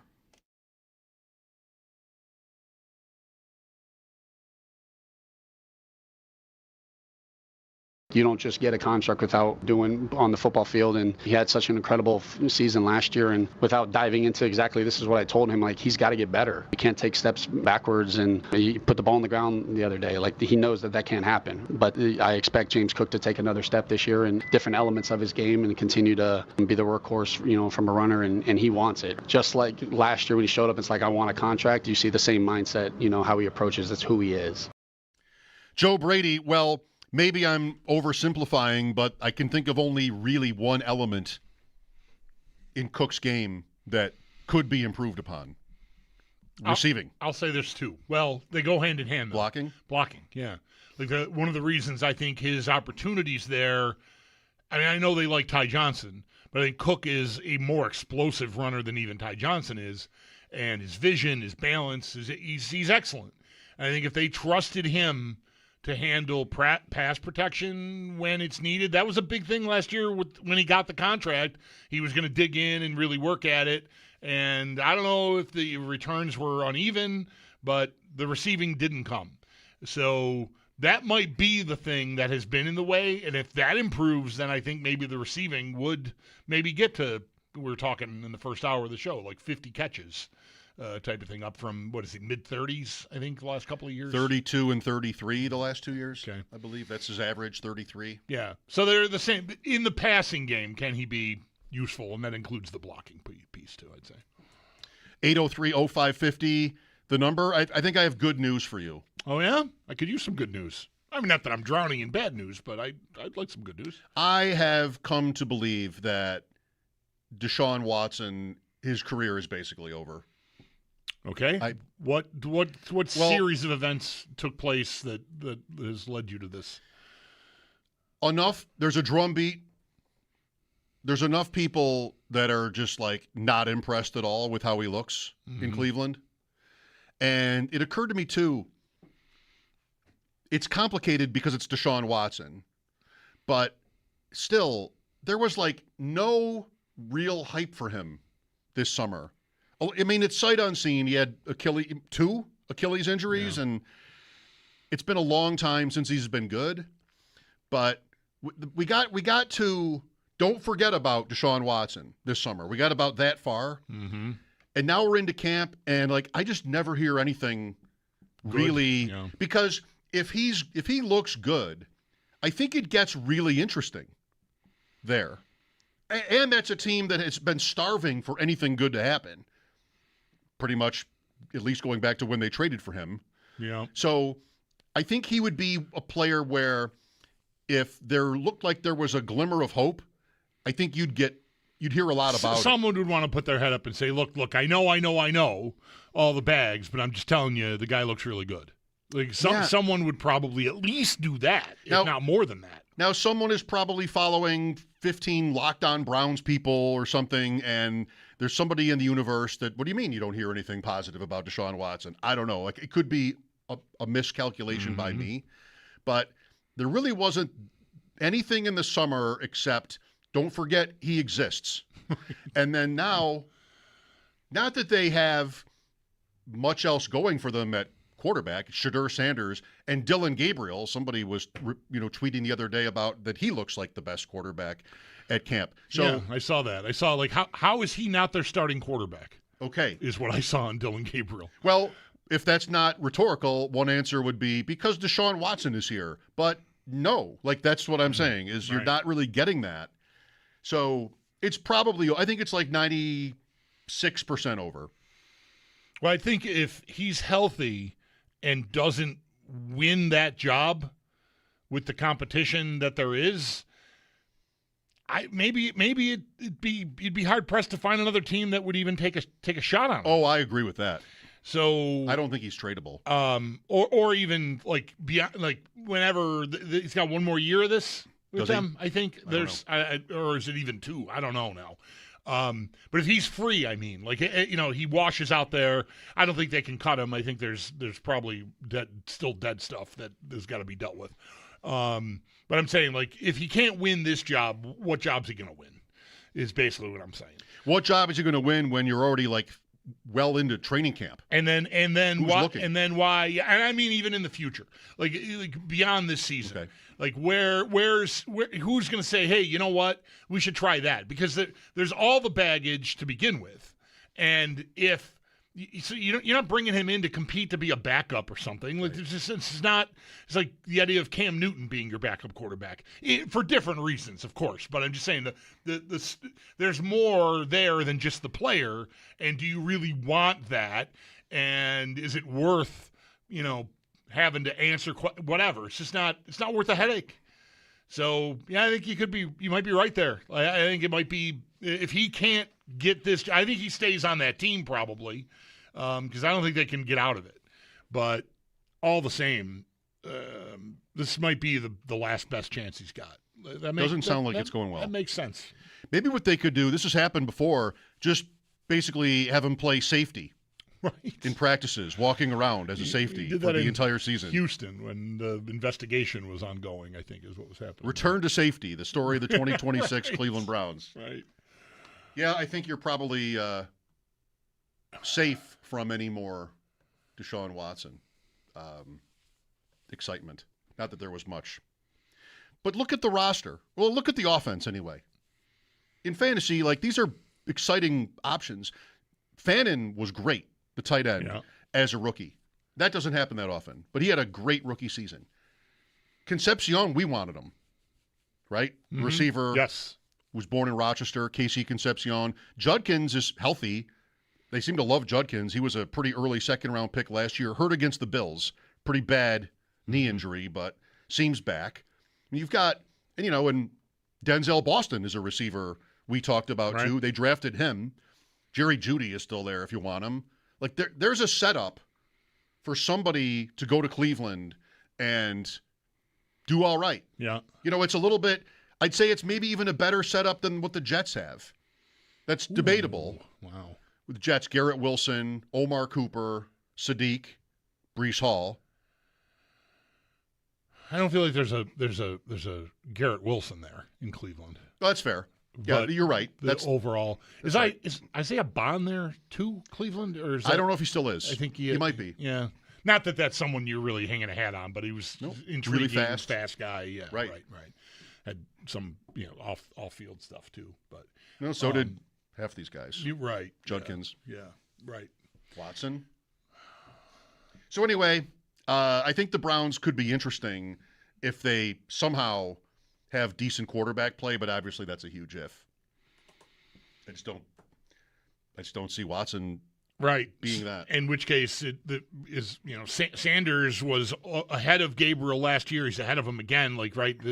So that begs the question: if Gabriel's any kind of decent, how come he's not even getting a real shot here? But not to say it won't unfold. He was picked. He was picked before Sanders. That's right. Last year, 3rd and 5th. I think 3rd and 5th. Yeah. Saw a guy this weekend in Chicago at the National, the card show, with a white Sabres jersey, goat head, Thompson. White goat head. In the black and red? Blue and gold. Okay, yeah. Did they wear that? I've seen it. I can't remember I don't think they did. It wasn't like some kind of winter classic outdoor game thing or something. I've seen it that. Exists. I have seen blue and gold goat. I feel like that's like a fan dream, and like someone maybe just got it custom made or something. It's a white jersey. Yeah, right. I've seen the blue and gold goat head. White is what I've never seen a dark, like a blue goat head, but I've seen the white a few times. Somebody out there that maybe really follows this stuff could tell us. I don't think they ever wore that. Joe would know. Yeah, I think, but it probably is, maybe everybody else who works here other than us would know. It's one of those No designs offense. that like I'm including fans myself. have fun with and go like, hey, why not this? Kind of thing. Okay. So the guy was like right nearby, and I said, Buffalo. And he said, not really. He lives in Washington, but he likes the jersey. Likes the jersey, that's and, it. That spoke to me. Because I'm always wearing these visors of teams. Yeah, we've talked about this quite a bit the last few weeks. Are the phones ringing like crazy because people are telling us that they have worn these jerseys? I just can't remember. It's possible they have. So, but yeah, the phone did explode. So that usually means we messed up. We're really wrong. That means we got something wrong. Not even like an opinion. Right. Then maybe one person calls. We're just factually off on this thing here. Yes. It seems like, yeah. What a weekend, though. And we'll get this answer to you. Today is Marv Levy's 101st birthday. I didn't see him, but he was there.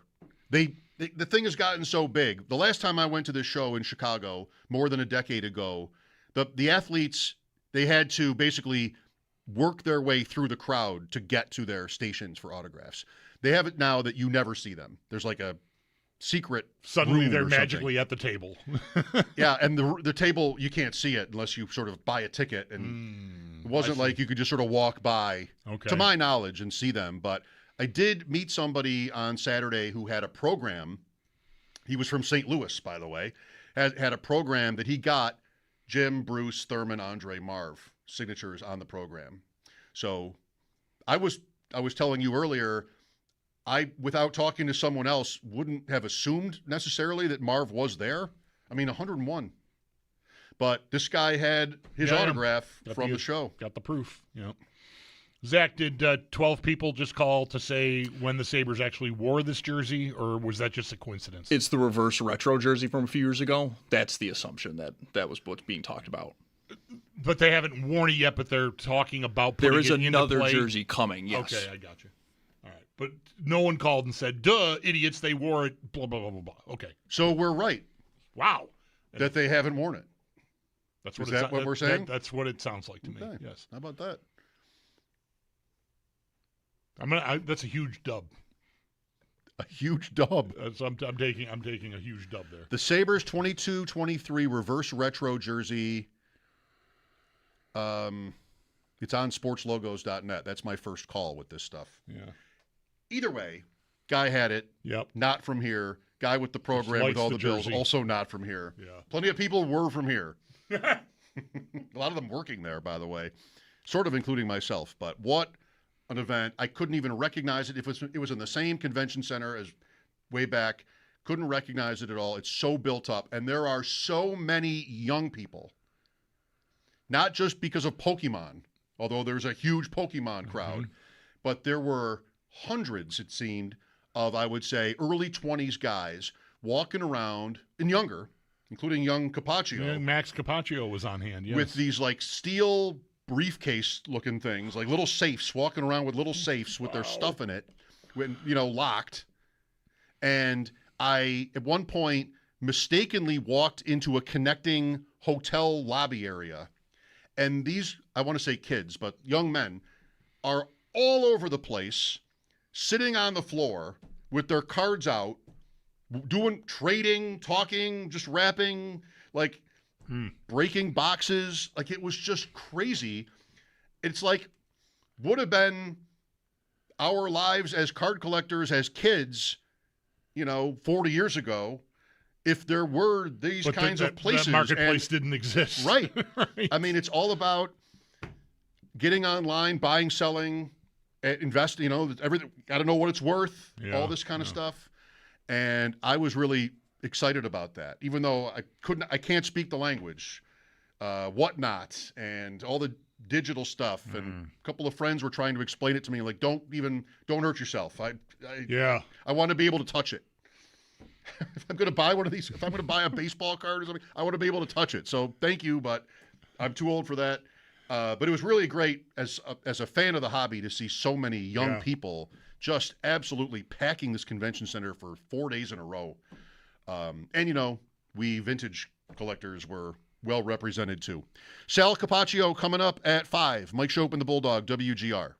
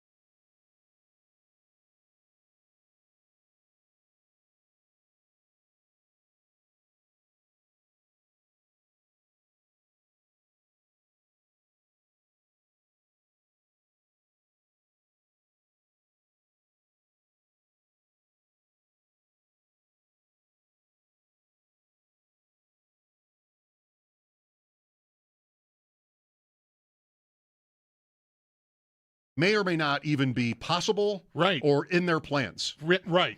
For like two different reasons, or maybe the two reasons combined, just to make it enough: health and schematic. Like, do I have a place for you?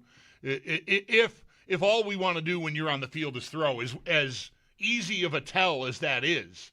I mean, I think it's maybe to Kincaid's credit and maybe their credit as, drawing up this offense, that Kincaid is as successful as he is with as damning as some of those splits are. Be caller 5 at 716-221-4WGR. That's 4947 for your chance to win a pair of tickets to see Jeff Foxworthy August 19th at the Erie County Fair Grandstand, courtesy of the Erie County Fair. Tickets on sale now at ecfair.org. GLGL. Good luck. That's short for good luck. The Sabres wore this stuff that we were talking about a few years ago. Yeah. White. Yeah, sorry. I have to back out of claiming victory, and I'm very humbled. Yeah, it was really a ride there. Yeah. They did wear them. Zach had it. Oh, cool idea, but it was too white. Like, the pants were white. I like the white gloves, but white gloves in hockey are a very divisive option. Like, either you love them like I do, or you think your team looks ridiculous in them because they look like you're wearing gardening gloves or something. I don't know. And there's Ron Ralston flashbacks, or I don't know what. But I like the white gloves, but there was too much white. The white pants was really what the problem. They needed some contrast. Well, the ice is white. Right. Well, it used to be. Now it's completely littered with ads and fake ads. Yeah. But in theory, the ice is white. Right. Underneath all the stuff. California Seals, did they wear white gloves? They had white skates. I don't White know about skates. white gloves. That's it. White skates. Just barely before my time. Well, I mean, barely. Sal Capaccio coming up with a camp report. This is WGR.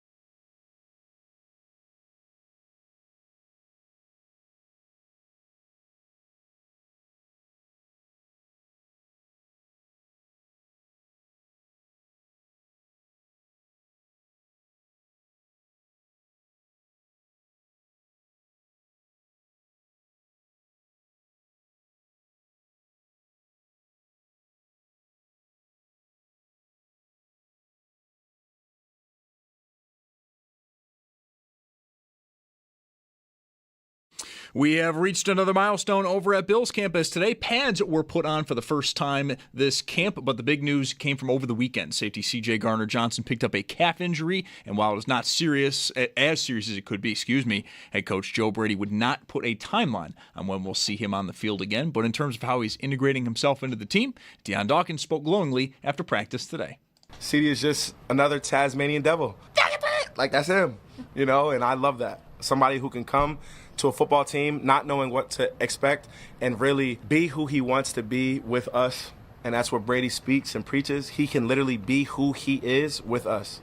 Coverage of training camp on WGR is presented by Fiegel Car & Joyce, your border attorneys. By Outlet Liquor, when you need to stock up, it's the place to buy a case. What's your outlet? And by The Barnes Firm. Car crash? You've got to call The Barnes Firm, 1-800-8-million. Do stay tuned. Coming up next, Sal Capaccio to get the latest on practice. And then over at Bears camp today, safety Kobe Bryant expected to miss 8 to 10 weeks after suffering a knee injury again earlier this afternoon. In Major League Baseball, it is the trade deadline today. We've got one more hour until that 6 p.m. deadline. The biggest move so far today is Boston acquiring Orioles 3-time All-Star catcher Adley Rutschman. The Blue Jays have a foot in both camps, buying and selling. They acquire pitcher Jose Soriano from the Angels and send center fielder Darton Varsho to Houston. And then some other moves today. Right-hand pitcher Luke Weaver's going to Pittsburgh from the Mets. Left-handed pitcher Robbie Ray's going to San Diego from the Giants. And the Rays, they are adding catcher Liam Hicks from Miami.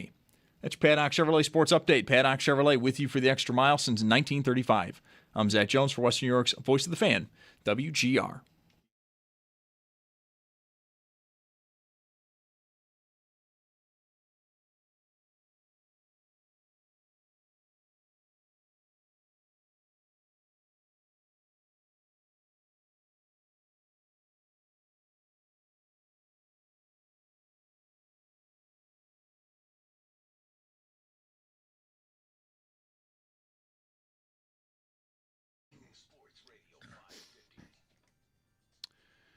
Welcome back. Sal Capaccio with us on the West Her hotline. I believe technically just minutes from St. John Fisher, setting up for an event tonight. Sal, what are the vibes? Yeah, it's great. We're at Barbell East on Empire Boulevard. Got the lake right across the street. It's beautiful out here now. It was not the case at camp today. It was another wet day at training camp. But Matt Bove and I are here going to do a live Always Game Day in Buffalo podcast. And if you can get here, great. Come on by. We have a great crowd already filing in. Going to have more people here eating and drinking and having a good time. And if you can't make it here, just watch it live over on at Sal Sports on X or YouTube. How big a deal to you has the weather? I know for you personally, to some extent, maybe professionally, like it makes, standing out in the rain is harder than, not standing out in the rain, standing under sunny skies, clear skies. How much, if at all, do you think it's impacting their camp so far? Because we've had 4 practices, and 3 of them, the weather's been pretty awful. I'm not exaggerating when I say 2 different people said to me today that they've been here for all 25 years, and we may have had more rain over the first 3 days than they've had combined in 25 years. That's what it feels like. I can't remember this much rain ever in my 12 years being at camp, I think it is. And I think it's a big deal for maybe why it seems like they've gone a little shorter. We haven't really asked Joe Brady about that necessarily, but the one dry day, they also went a little shorter, but it was also the last day before putting pads on, which was today. But I think it does impact what you do. Now, look, football coaches love that stuff, too, because it gets you to play in the elements. Who wants to be out there? Who wants to hold on to the ball, can hold on to the ball, understands the technique to be able to play in those? We're going to play in those elements in the season, obviously. I don't like it. I think that it's a danger waiting to happen. Practice, to me, that's why when people say to me, Bulldog, during the winter or a rainy day, why don't they practice outside that's going to be like that? I'm like, because you go inside to make sure you practice and get work done, and it's dry. Right. I prefer that, right? I get it why you practice outside, but I do think it matters from a few different elements. Sure, I would think footing-wise, there's always that, just simply that. I know plenty of guys get hurt every year playing football on dry fields when it's not pouring, but all the same, footing's going to be more of a challenge. I would think just being able to do all of the things you want to do. So I know, Brady, the first day was I love it, But I wonder, maybe you guys, not that I'm trying to do your jobs, like check back in on that because he might be getting a little tired of having to lean into. No, I love it. It's rain. It's great. Plus he's an offensive guy. You'd think it would help the defense more, right? Right. Yeah. Yeah, for sure. If it's too wet for them, it's just right for us, Bulldog. Oh my goodness, there you go. He actually said that phrase today. He didn't say wet. I asked him about Marv turning 101 today. Today's Marv Levy's birthday. And, he's basically talked about Marv and laying a foundation for what the organization is today. And he said, we still represent that blue-collar attitude of when it's too tough for them, it's just right for us. You got the line. That's awesome. You got the line. I'm distracted by where Sal is, not because of the noise, but I'm not sure it's the exact building. I have spent a lot of time where you are. That's right on Irondequoit Bay. I lived just up the other side of the bay in Webster for a few years. And down there'd be action. There'd be a couple different bars. I won a quick draw, some amount of money. It might be the same building, but there's a parking lot across the street. Sign right next to it says County of Monroe, Lucian Morin Park. Okay. I mean, I don't know. Maybe that's new. I don't know the parks as well, but yes, that's a great spot. So here's to a great night now that at least it's cleared up for you. Gardner Johnson, Sal, if you'll indulge me, I've been away for a few days. Just like, I know you don't know the extent of the injury beyond what they've said. How are we going to proceed here? Like, if he's out for a few weeks, maybe you take it carefully with any player, but a veteran with an injury like this, I would think. How much of a blow is it to their season prep? It hurts not having him. I mean, it's a new defense. It's him working with Cole Bishop is a big deal, and you want those reps. They're very valuable. He's also a veteran. He's been around. He's a really good player. He's going to be able to fit right back in when he comes. But you have to look at it from a positive if you're a coach and think other guys are going to get reps. But if you don't like what you see, then you have to start maybe preparing for, all right, what does life look like without a C.J. Gardner-Johnson on the field, and are we equipped and prepared enough for that? So right away, it's Damar Hamlin who's getting most of the reps with Cole Bishop. Geno Stone is also, in that mix. And then you have Jalen Kilgore, who I don't want to rush people to think that, just temper the, maybe expectations of him getting that spot. Jalen Kilgore is a fine player. He's looked really good. But he's not C.J. Gardner-Johnson. That's not the same position he plays. C.J. Gardner-Johnson is more of a roaming free safety on the back end, like a center fielder. Now if something were to happen to Cole Bishop, you put Jalen Kilgore in, that's more of his skill set, playing a little closer to the box, what they want to do. That's not C.J. Gardner-Johnson. Now, I'm not telling you that's Damar Hamlin or Geno Stone, but they certainly are much more, that is much more their game to kind of just be back there, settle things down, keep everything in front of you. We know that about Damar Hamlin. I've said that many years about him. The difference is he's not going to make the plays for you that C.J. Gardner-Johnson will. So, you're getting those guys reps, which is good. You could see if Jalen Kilgore can fit in a little bit more. Maybe he has a bit of a different role. But as you guys brought up earlier, and I was listening, what happened today was you see the depth tested when Sam Franklin's on the field now, right? Sam Franklin's got to be taking reps that maybe Geno Stone would have been taking or somebody else. Mm-hmm. And, Dalton Kincaid right away in 7-on-7, bam, front corner of the end zone beats him. Later on, 11-on-11, back corner of the end zone beats him. So you get to see now how taking somebody off the top end of your depth chart affects the bottom end of your depth chart. I'm glad to hear you explain the differences in the skill sets of a player like Kilgore and Gardner-Johnson, because thought I had when I saw that Hamlin and Geno Stone were the first two called on to take C.J. Gardner-Johnson's spot was that maybe Kilgore, they've got a plan for him, and it involves moving him around like you've talked about, somewhat of a chess piece, right? Big nickel, maybe he replaces a linebacker sometimes, that kind of thing, and he's a rookie, and so as much as it seems like he's got a lot of the playbook buttoned up, he seems like a pretty heady guy. It's part of the reason I think the Bills like him so much. They might not want to muddy the waters seeing if he can play free safety for them because they want to use him in the ways they're thinking of using him, which is maybe more of a Swiss Army knife.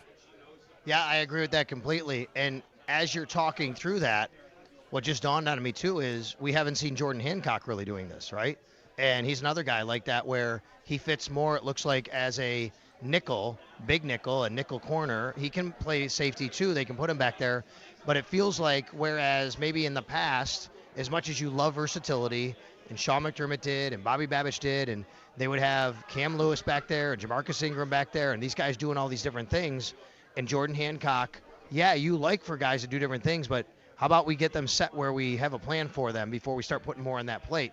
And Jalen Kilgore's looked really good doing what he's doing. Why take him out of there? Right now, maybe eventually your hand is forced and you say, look, we got to put the rookie back there. Like, we need more plays. Best 11's got to get on the field. Yeah. Right. Yeah, and then I have to tell you this, Bulldog, if that happened, I wouldn't be surprised if you see Cole Bishop go back and be more of the free safety in that situation. Then Jalen Kilgore can still play where he plays. That could be an option at some point. I don't think they are too worried about that, and one of the reasons I would say that is we didn't see anybody. I haven't seen anybody brought in like on a transaction report. It is possible they did try somebody out. I didn't see that, but they certainly haven't signed anybody, and that would have been an indication that they were worried about C.J. Gardner-Johnson. Sal Capaccio, Mike Schopp and the Bulldog here. For lack of a better word, let me use the word injury. The Dalton Kincaid injury today. Did you happen to see it? And No. we heard him describe it, or you didn't? No. Okay. I didn't see it. I'm sorry. I know you were. I started cutting off there. I know you were describing it the way he did, and yeah, he said he took a shot to the family jewels. It was funny too because he was asked about like his knee, and he said it was a knee, but it was him getting the knee, basically, not the knee of his own getting looked at. And I think there was some confusion. I do think a couple reporters did say knee being looked at, so I know that there was some confusion there. I also know some reporters said he's down on a knee, and I think people see the word knee associated with Dalton Kincaid, so they immediately start thinking, oh my God, here we go. But he was fine. He went back out there not long after this happened, by the way. I did see that. And then he came over to us in the tent. And on top of being okay today, I mean, he spoke really like highly of his own kind of training this summer and what he did. He said, look, I said no to trips that I would normally take. I trained. I worked with a guy in California, a trainer in California, and maybe it's not a guy. I'm sorry. He just said someone in California. I think my trainer in California. But he said, that was really beneficial for me, and I really, like this trainer. And he said he got after training a little, like, earlier than normal. So he feels really good about where he is right now. I can respect that. Some of what has disabled him is not going to be something you can train for, though. Like, if you're talking about knee stuff, that's you got to cross your fingers. It's not, of course, often fair to the player. Like today, the news cycle is so fast; it's barely even a cycle. Like, oh, he's down. Oh, it could be his knee. Oh, here comes everybody with wow, shocking. Here we go again. And then it's not. And okay, but he's got a reputation now, Sal, fair or unfair. And the last thing I think, if I were I'd want is anybody thinking that I had some sort of another setback or anything today. I wasn't there, and I only heard the one clip, but he sounded like he was a pretty good sport today. Oh, 100%. And, yeah, of course, right away, as soon as his name came up and he was down, there you could predict the response on social media, right? And that's what happened. So you're right. I'm not going to say it's not fair to him, but now that we know what it was, it seems like it was a little bit of a rush of judgment from a lot of people, but I understand it from people. Like, it's the same thing with Keon Coleman we talked about. I could post every clip of Keon Coleman making 100 catches of practice and scoring 100 touchdowns. And the responses are going to be, I don't care, do it in the regular season, and that is totally justified. Yeah. And then he drops one, and then it's a whole different reaction. Exactly. Right. Yeah. I definitely, it sounds like you maybe on your way, no, you were in Rochester already, so I don't know if you heard us talking about this. Like, I may have just, maybe a few reporters did say knee. I also, by the end of the conversation we had about this in the first segment of the show, I copped to, I think my brain might have just went to, it's his knee. Because of his, which is really what we're talking about here. His reputation is that's his problem. So he's down and hurt. I might have just assumed it was, which is obviously not. That's the wrong thing to be doing, especially for someone who was talking to people on the radio. So my apologies, but he is such an interesting player, Sal. Talking about it again today, like, do we get any sense yet that he's talking about all this training he did?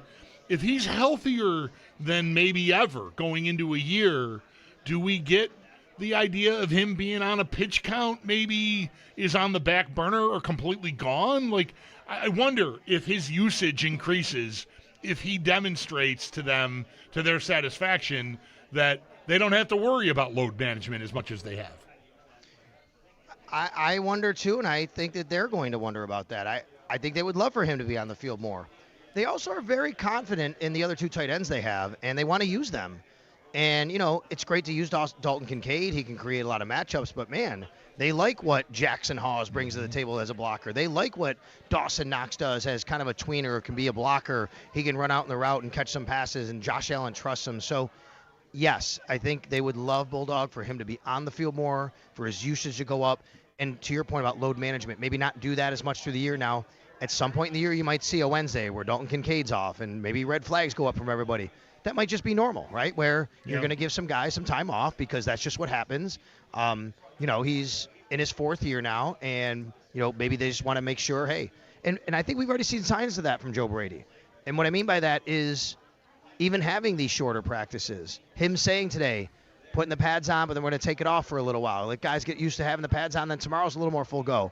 Going back to the offseason, some of the things he said, I think going back to last year and having a lot of practice injuries with Sean McDermott as head coach, I think we're going to see maybe a little bit of I don't know if I want to call a lighter practice schedule, but maybe some of that creeping in a little bit more this year.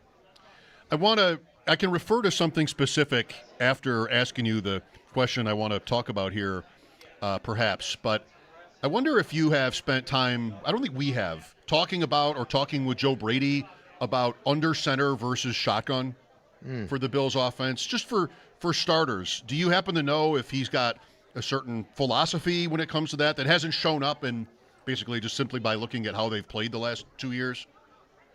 No, I think Josh is very comfortable in shotgun. They like to do what Josh likes to do. Okay. They like him to be comfortable. So I think that's part of it. That's where it starts with Josh Allen and what he's most comfortable with. And Joe will say that about a lot of things. Like he wants to make sure Josh is comfortable. Not that he can't run under center, but I think Josh feels very comfortable in shotgun. And that's probably something that they, want to make sure that, they start with that and putting him in that best position. It's starting to sound to me like this is a popular topic of conversation around the league this year. You think of the elite quarterbacks. I bet if you close your eyes and you picture them, they're in the shotgun most of the time. That's Jackson, that's Mahomes, that's Allen. But more and more people seem to be saying, and then even perhaps proving it, that under center is better for efficiency. I've heard, lots of people talk about it being better for play action fakes. But for Warren Sharp today, a passing efficiency chart, shotgun versus under center, all those guys I mentioned are above the line, where to mean that under center they've been more efficient than in the shotgun. Not that they're the guys I mentioned aren't, efficient, period. Right. He mentioned this after a Joe Goodberry tweet when Joe said that the Bengals are working Burrow under center more. And Warren showed he's got a little box around Burrow on his chart. Like, that's interesting because he's the one guy that stands out as being much better in the shotgun.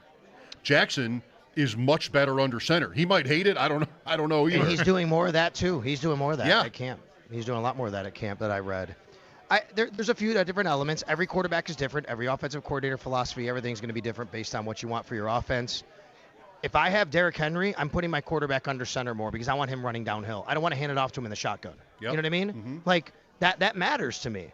If I have James Cook, shotgun's fine. He's smaller. He can read the play. He's really great at zone reads. I can run play action with him. He can stop and start.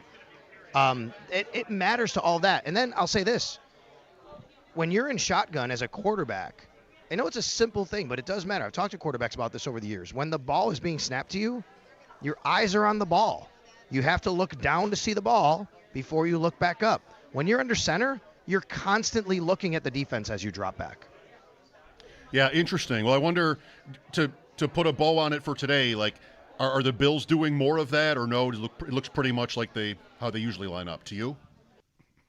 I can't tell right now. They've just basically been, they've been throwing a lot at camp because that's what you do before pads come on, right? Mm-hmm. And we talked about running backs being a little bit more involved. Tight ends were very involved today as well. So I can't tell you that right now. I think I'd have to probably wait until we get maybe another little while here with pads on and them starting to run some run periods. It's also hard to see through all these raindrops. Yeah, you can't really see the there, field. There's for that sure. too. Sure. Yeah, right.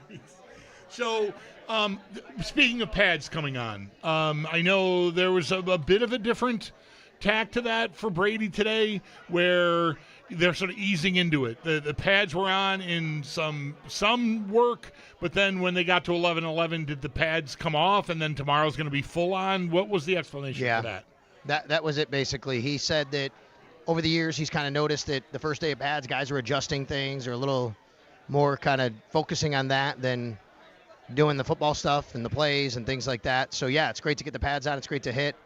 But let's give them a little bit of adjustment period. We'll have that. We'll let them wear the pads. But then we're going to go off with the pads and concentrate on football. Go 11 on 11 with just kind of taking the pads off. He said then tomorrow there's no excuses, the way he put it. Tomorrow it's full go, no excuses. You have your pads. And he said it's nothing he learned from anybody. He just kind of took notes himself over the years that maybe when he became a head coach, this was something that he would implement. All right, Sal, go get it. Oh, we've got it. Got to call a timeout here. Housekeeping. Mike almost bailed on us Housekeeping. here. What qualifies as the best thing you saw today, Sal? Ooh, best thing I saw today was, I think, Dalton Kincaid grabbing touchdown passes. That was the best thing I saw. The best thing I'll say the best thing I heard today, because I want to throw it in there because we haven't talked about it, but I want to say it, was Dawson Knox said Jackson Hawes is like an Ivy League meathead. That's what he said about him. Oh, an ILM. It's one of those. All right. Best of training camp each day here with Sal Capaccio is brought to you by the Barnes Firm. Car crash? You've got to call the Barnes Firm, 1-800-8-million. How did Max and Giannis' trip to Chicago go, Sal? Are you asking me? Oh, you're asking Sal. Okay. Mike, I don't know if Mike's mentioned it, but they were able to find Mike and our friend Dave, who is a card breaker who lives here in Western New York up in Grand Island near Mike. They were hanging out with him and his family as well, and they just happened to hook up. I've known him for a while, but it was amazing. I mean, the cards, the pictures that I saw, some of the cards and the money that they were charging and people wanted for cards, amazing. But Max did great. You know, he's got his own little, he's a little entrepreneur now with all of this, and he came back with more money than he left with, his own money, and I think that's pretty cool, right? So, yeah, no doubt about it. I was talking about all the young people with those little, Max had one, those little steel boxes, or maybe they're not steel, but they're supposed to look like it. Metal case, and just, covering them close to the chest. I mean, nobody comes near these prized possessions. And I'm not being sarcastic, because that's been me. Does he have anything vintage? Is he into that at all, or is all stuff like that he's open and it's his guys? I don't know how vintage you want to get. He's a big Jeter guy. He likes Derek Jeter. Yeah.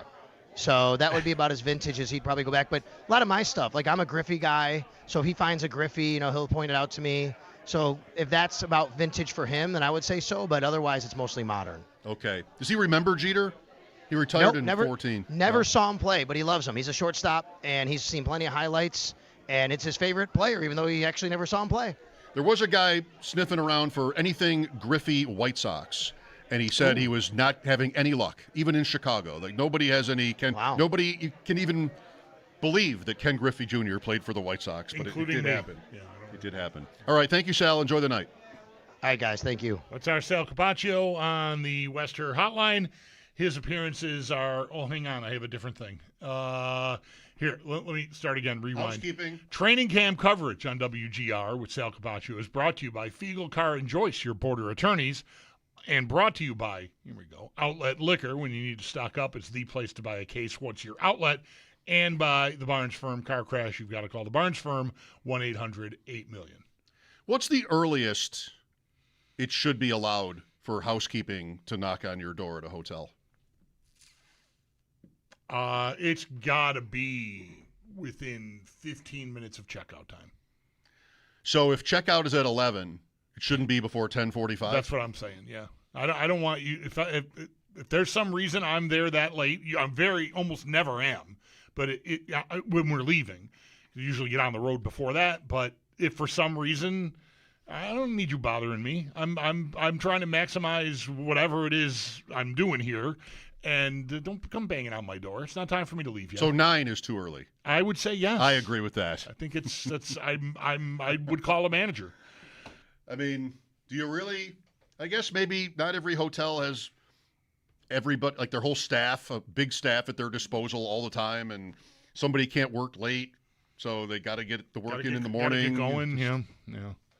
That's tough. I think that's the hotel I stayed at Saturday night did not have one of those signs for the door. The best I could do was just turn that one lock. You're right, There'd be right. no way to get in. Right. But I did not. I really wish, for everyone's sake, Do there not had been disturb. a sign there. Yeah, you know. sure. Yeah. Do not disturb. I get how you might not know if people have left or not, because I know you can still, and maybe the places even encourage you to do it, but I've been just leaving hotels, like leaving the keys in the room and walking out of there without stopping at the front desk for 20 years. So in that way, the hotel, I think, literally has no way to know whether because you haven't checked out. You know, I leave the keys there, I'm done. I trust that you're not about to put $200 of crap on my bill, because, you're whatever. I'm going to find that out eventually if you did, and then maybe we'll have a dispute. But so I know I'm taking some risk by doing that, but it's never burned me. But it is a way that the hotel can't be sure that you're there or not. Fair. I'm not checking out either. I think about it. I think I should be doing it. Then I think I'll just call from the card. I never do that. Right. No. And then it's just over. Yeah. Never one time someone call, like the hotel call, hey, you didn't come to see us when you left. That makes no difference. Are you okay? Yeah, right. Hello? Were you in room 335? Did you leave without coming to say goodbye to us? You just wanted to make sure you were all right. Usually people say goodbye when they're leaving, never to see each other again. Okay. Marv Levy, 101. I mean, here, a glass to that. What a legend. What an age. And he was signing at that show just the other day. Mike Schopp and the Bulldog at 803-0550. Kincaid, Cook, Gardner Johnson, Marv Levy. Lots of different ways we can go. We'll pick one at least as we continue next after sports. This is WGR.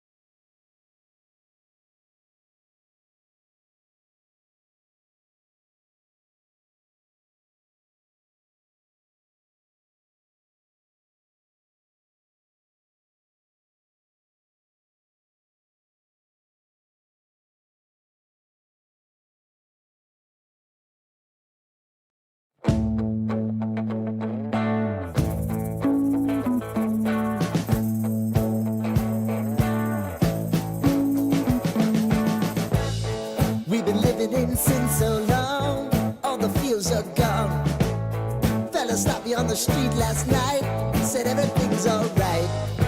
Roller coaster, make it through the day, I'm right. It seems your meal ticket is gone, but life goes on. I could never imagine something better. Yeah, right. Now you're cooking on high heat in the middle of the street. Roller coaster, take me to a better time. Let's go.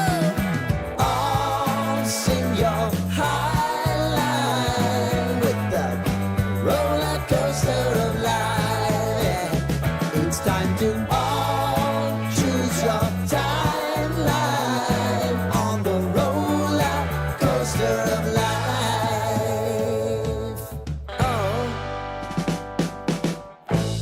You seem to easily forget how to place your bet. When everyday life gets you down, you gotta steal the crown. Got to own it. Don't bitch and moan about it, please. God forbid you scrape your knees, and it's nothing to sneeze at. Oh, I've told you over and over again. You gotta get both hands around it and make your own plans. Roller coaster, it's taking over. It's about time.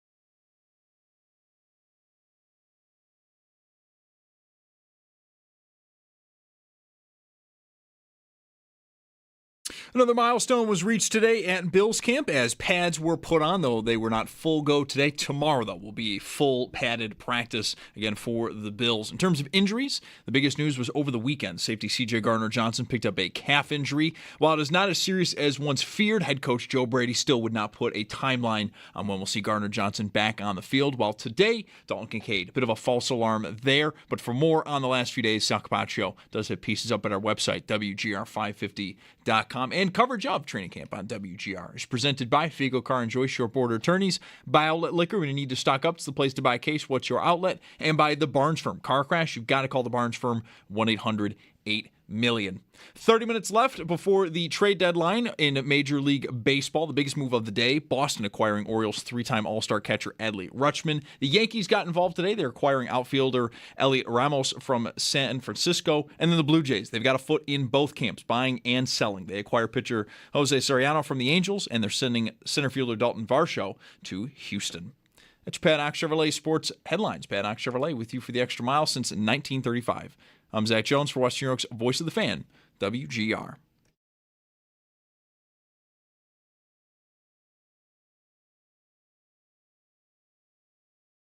Just as I go, I just always been a little frustrated when guys are spending time thinking about their pads on the first day, and now we're going to put the ball down, let's go. And it's like, stop fixing your shoulder pads. You know, that rep didn't go that way because my chin strap wasn't where it needed to be, or so it's like let's get our focus on what it needs to be. And there's going to be some of that today. I'm going to see some of that. I'm going to get on the guys for it. Like, just let's get ready to go. But I don't want any excuses when they come out tomorrow. It's like, hey, we've had the pads on, we've gone now. Let's go be a little physical with it.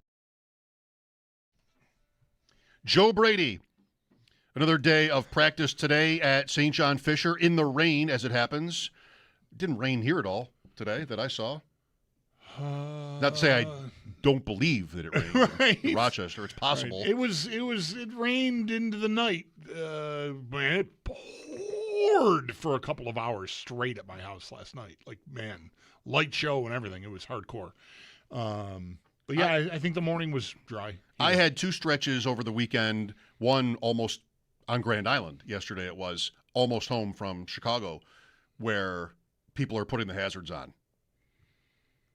Like I did that too. I was a follower. Yeah. I put the hazards on. Yeah, I was out yesterday afternoon, and it was, the weather was sketchy all day, but I was only a couple of miles from my house in Black Rock, and I live in Parks. I mean, it's 2 miles maybe as the crow flies. It's really straight down Amherst Street, so it's actually the same thing.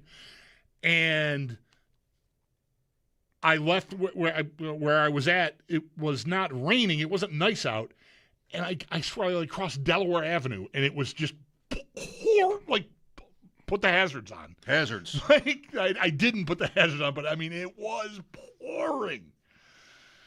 Yeah, all right. Put the hazards on. A little weather talk. I've never heard a coach all these years, this Brady with the, splitting up the pad thing because guys get distracted early by, fixing the gear and fiddling around. I've never heard that complaint or observation from a coach before. So I'll give him credit for venturing into, to my ears, something new. 30-some years of covering Bills training camps.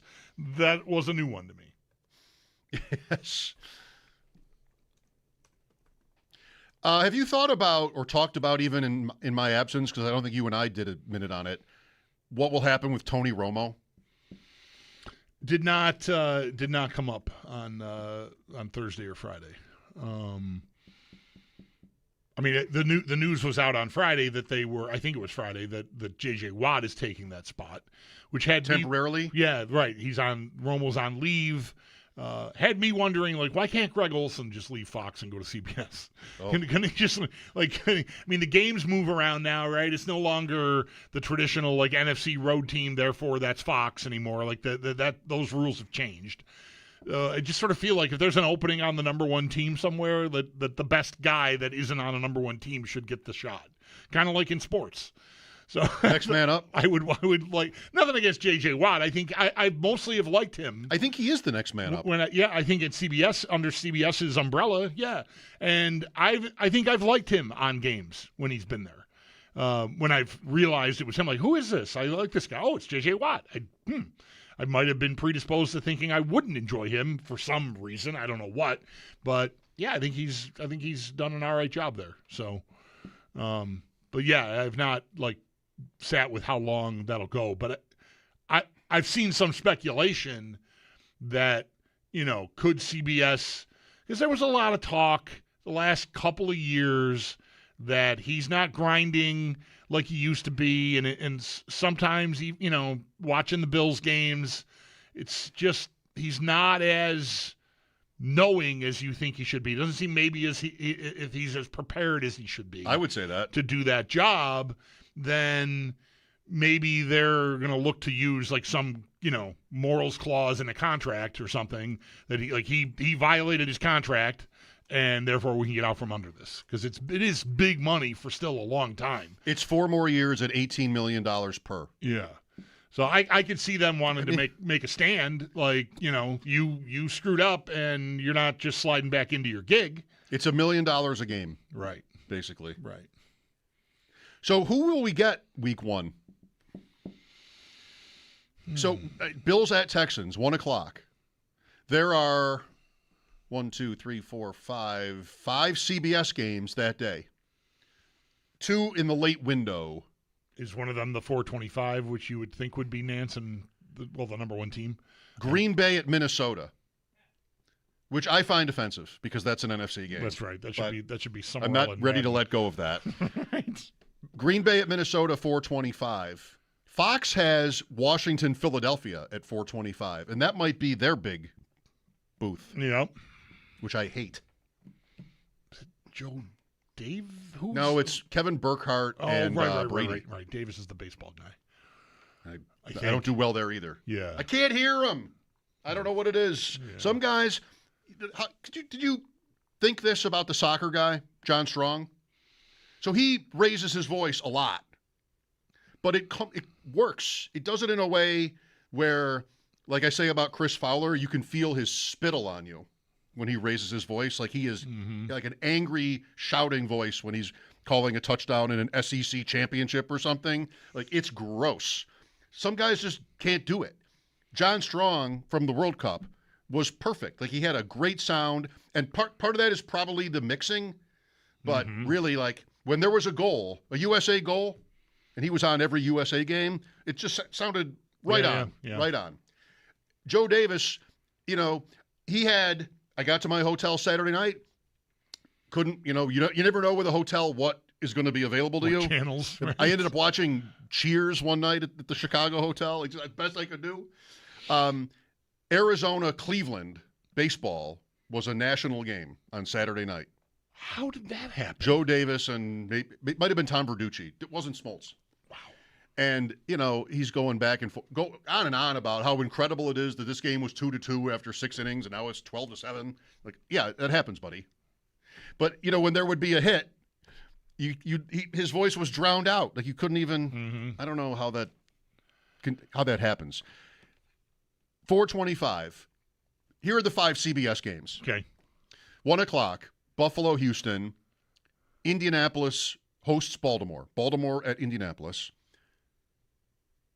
Cleveland at Jacksonville. 4:25, Packers, Vikings. Arizona at the Chargers. All right, Packers, Vikings is the number 1 team. Right? 4:25 sort of tells you that anyway, but I think those 2 things together, that's Nance. Up against the big Fox game. Right. Still, like that couldn't be Buffalo, Houston.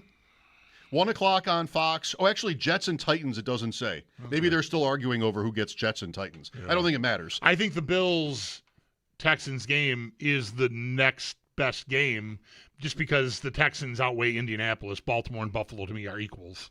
Yep, agree. So I think Buffalo-Houston is if Nance isn't doing the 4:25 game, then I would guess they would be in Houston. Yeah, I would say the same. I think it's close, though. I wonder what the strategy is. Like, do you counter-program, so to speak, against the Fox number 1 game? It's weird that they would both have marquee games. Is Green Bay... Maybe it's this opening weekend that they're doing that? I don't know. That seems odd to me. Is Green Bay, Minnesota that good? No, but it's 425. Yeah, it's 425. No, it's not. There's no and 1 yeah, o'clock it's- Fox game, by the way, that would rival Washington. Okay, it's just it is weird that they're because they take turns because that's why it's such a big. It's always a big game is because they know they're going to max out the audience. It goes to the majority of the country except for regional, whatever. Somebody's going to want to see Arizona and whoever they're playing, and that's it. The rest of the country gets this, and with them both having a game at that time, that's kind of strange. Seems so. So we'll either get Nance and Romo, Nance and J.J. Watt, if he's moving up because Romo will be suspended or something, or it'd be the number 2 team, which I think would be Ian Eagle and J.J. Watt. Normally, but I can't believe they put him on the Texans. Normally, Ian Eagle and J.J. Watt, else somebody else moves, like Trent Green or somebody moves up. I took the news about Romo being sidelined and Watt taking that spot to mean he's missing part of the regular season. Did you? I mean, is for preseason we're suspending you? I mean, come on. I know that's like a bonus. Yeah, right. I don't have to go to Detroit in August. Great. You don't have to do these games. Backups. So I don't have to learn backups. I'm assuming Watt will be on that number 1 team. I don't have to learn the 90th guy on these depth charts for the opener. Jim? I just can't. I can't believe that they would do that and then have it not extend into the regular season. That sounds right. So that sounds right. I think sounds like a blessing. Everyone. This might be good news for Ross Tucker. Yep, because he'll get bumped up a team. I would think if everybody's getting bumped up. So he's been on the 6th team with Tom McCarthy. And there are 5 games. Right. He doesn't. Yeah. He doesn't work every week, Ross. With CBS, I mean, he works every week, but not on All CBS. Right. So get ready for J.J. Watt. Yeah. Either way. I'm trying to. I really. It's well, funny. not if Romo's suspended. If he was annoying me, I probably would remember exactly why. And it's bothering me that I can't remember why I've enjoyed him. I'm sure there was something, a moment or two, or maybe multiple moments in games where they're like, "Man, this guy, all right, this guy disagrees with me," but I can't cite it. I think I have. There's a reason I think I like J.J. Watt in the booth, but I don't know what it is. Is it like offensive linemen? If you don't know, it's good. If you don't notice him, that's better. Yeah, no, I don't think so. Not in that job. It's so easy. Unfortunately, I'm not proud of it. It's so easy for me to find a thing that annoys me. Yeah, me too. That's why I'm saying I wish I could as easily tell you why it is I think I enjoy him. Well, listen, I mean, I don't know what's going to happen with Romo, and I don't especially care, but Nance and Romo have called the Bills' last 9 or 10 playoff games. It's kind of an amazing streak. What happens when you don't make a Super Bowl, but you're in the playoffs and win games every year? The Bills have won a playoff game, 6 years in a row? They've been 7.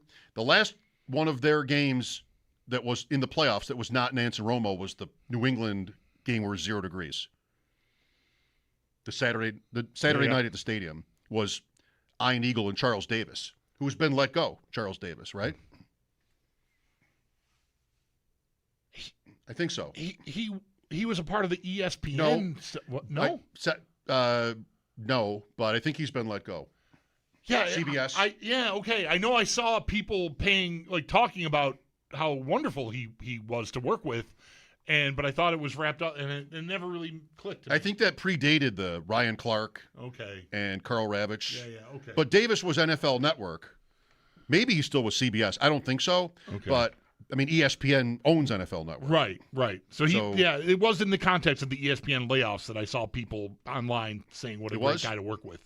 Okay. I swear that would explain it if it was NFL Network related then, because those are all under one umbrella now. Well, I might be wrong that he's gone from CBS, but I just remember him being let go from somebody recently.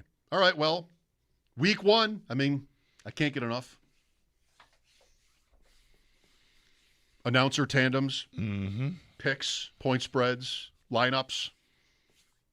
I like that on this NFL, it's actually CBSSports.com, Jets and Titans, which network has the game, is left blank. Like they are just not sure if it'll be broadcast at all. We're not sure if anybody has that one, folks. It's the Jets and the Titans. Mike Schopp and the Bulldog here at 803-0550. This is WGR.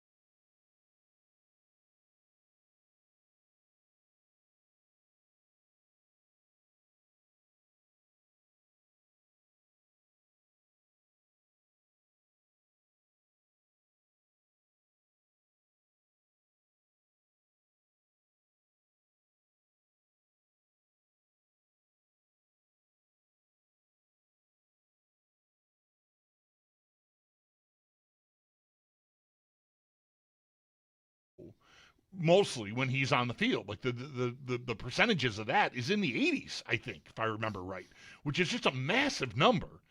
And so the guy you prevented, he could be the most durable human on earth. And with their personnel and the way they operate, I wonder if it's feasible for him to play more than he does. That's why we just have never really known, because his health has always been somewhat of a question, at least once he got through that rookie year. The last 2 seasons have been a lot of that. Basically just manage his reps, and he's going to miss, always down this week, he'll be back in a couple weeks, whatever. And we just have never really been able to get our hands around exactly why he plays as sparingly as he does. But the end result is, I think you've got a guy that looks like you could be getting more out of, and we're not exactly sure why we're not. It's almost a little bit like Gabe Davis in that particular way. Not the last exact point. Do we think we should be getting more out of Gabe Davis? No, but how he was a complementary piece in their offense. He had the one 13 seconds game that's like record stuff, but for the most, and it was very useful, like touchdowns and contested catches. Like Davis played, I'm thinking more of the first time than the return, but he was a complementary piece, and mostly fans got kind of tired of him and frustrated with him, but okay, like mostly you would call that a pretty good win, Davis. For a fourth-round pick, but he was not a first-round pick, Right. And that's what Kincaid is, one of these guys that there are many of over the years with the Bills and the Sabres, where you're always holding them up into the light, next to the light of their draft capital, if that makes sense. And it's going to be tough to win. It always was going to be tough to win. I mean, I've thought that since the beginning with that pick. In the second round in that draft, for what it's worth, there were 4 wide receivers. So the Bills you can always do something else. Those are not the only 2 positions in football. But it was in order in that draft, Jonathan Mingo, who was drafted by Carolina, traded to Dallas and has busted. I mean, it's pick 39, not pick 9, but still. Not a win.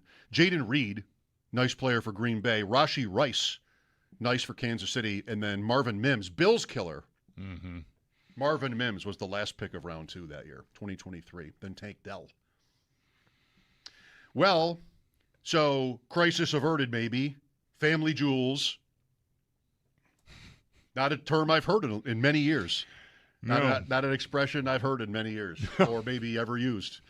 But okay, it seems like a pretty good choice by Kincaid, in that sort of setting. I think it's safe, yeah. Good call.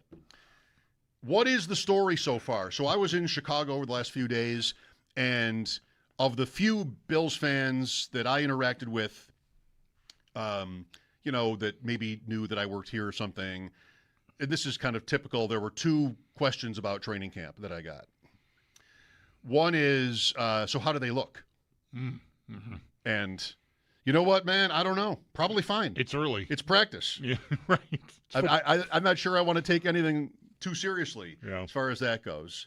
But the real one is, like, is there any news? Injuries. And we had a close call. C.J. Gardner-Johnson had a Saturday morning thing that turned out, I mean, we still don't know what time. Did the work. Apparently Charles Davis is going to be doing college games. Yeah, he stepped into the role previously occupied by Gary Danielson, who retired as the lead college football analyst for CBS. So he's got that. J.J. Watt, who we talked a lot about during that segment, took over his spot at the time on the number 2 NFL team with Ian Eagle. But he's gone to college, and he was part of the ESPN layoffs from the NFL Network. Yeah, he did Europe games sometimes. Yeah. Maybe not so recently, but I think I remember him doing that. So, I don't know, is going from the number 2 NFL team to the number 1 college team a promotion? Whatever. It's prominent. He'll get big games for CBS. So I still think we could be Nance in Houston, even without Romo. Or even maybe especially. No, yeah, sure. No, me too. Watt. Yeah. I'm wondering about that dynamic with Green Bay, Minnesota, up against Washington, Philadelphia, whether is that even like negotiated? Get Sal's schedule guy on the line. Maybe he would be able to tell us. Right. The Bisons, it's Monday. They're off. They have a homestand this week against the Norfolk Tides. Starting tomorrow. Weather looks great for tomorrow. Big baseball day with all the trades. Red Sox are in on it. So are the Yankees. Yep. A couple of moves. Toronto dumping mostly. Dodgers pretty seismic on Saturday night, getting Skubal, and, Now they're at Wrigley. Mm-hmm. Yankees were there. I almost went. Sam and I talked about it a few times, but didn't happen. Pretty good, like, little back-to-back for the Cubs, though, for fans. Yankees and then Dodgers. Yep. And the Yankees went White Sox-Cubs last week. Right. So Yankee fans might have spent, got to see a whole both week ballparks. in Chicago, yeah, right. They played Thursday, too. So Thursday afternoon, Friday afternoon in Chicago with the White Sox. White Sox now to Fenway. First place. Right. Chicago. My first place Chicago White Is Sox. that what we're doing now? 3 games up at Boston. No game tonight, but tomorrow is the opener. Red Sox are of only that 2.5 series. back of the Yankees. Very exciting. More after this.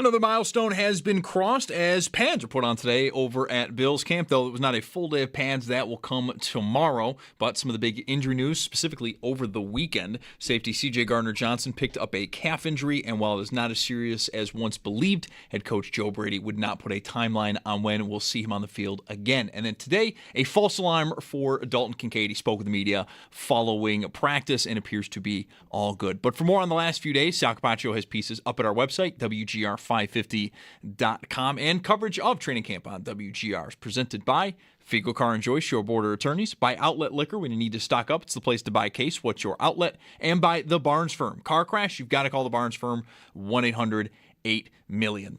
Over at Bears camp, safety Kobe Bryant expected to miss 8 to 10 weeks after suffering a knee injury today. And then 49ers wide receiver Mike Evans did not practice today as he deals with a quad strain. Now to Major League Baseball, as the trade deadline has passed, and the biggest move of the day, Boston acquiring Orioles three-time All-Star catcher Adley Rutschman. The Yankees also got involved. They acquired outfielder Elliot Ramos from San Francisco. And then while initially the Blue Jays had feet in both camp, it eventually became a seller's day. They did acquire pitcher Jose Soriano from the Angels, but they sent center fielder Dalton Varsho to Houston and reliever Jeff Hoffman to Minnesota.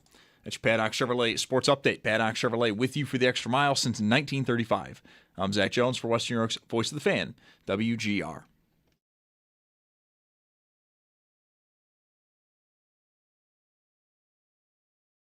It's Mike Schopp. This guy's a real jerk. And the Bulldog. I'm sort of anal retentive, OCD kind of whack job. On WGR. That Dalton Varsho trade between the Blue Jays and Astros is one of those where the Blue Jays are in Houston. So he was on the Blue Jays until like 2 hours ago. Across the hallway kind now of he's deal. going down the hall and going to play for the other guys. Right. That might even be tonight. They play tonight. You would think he would be.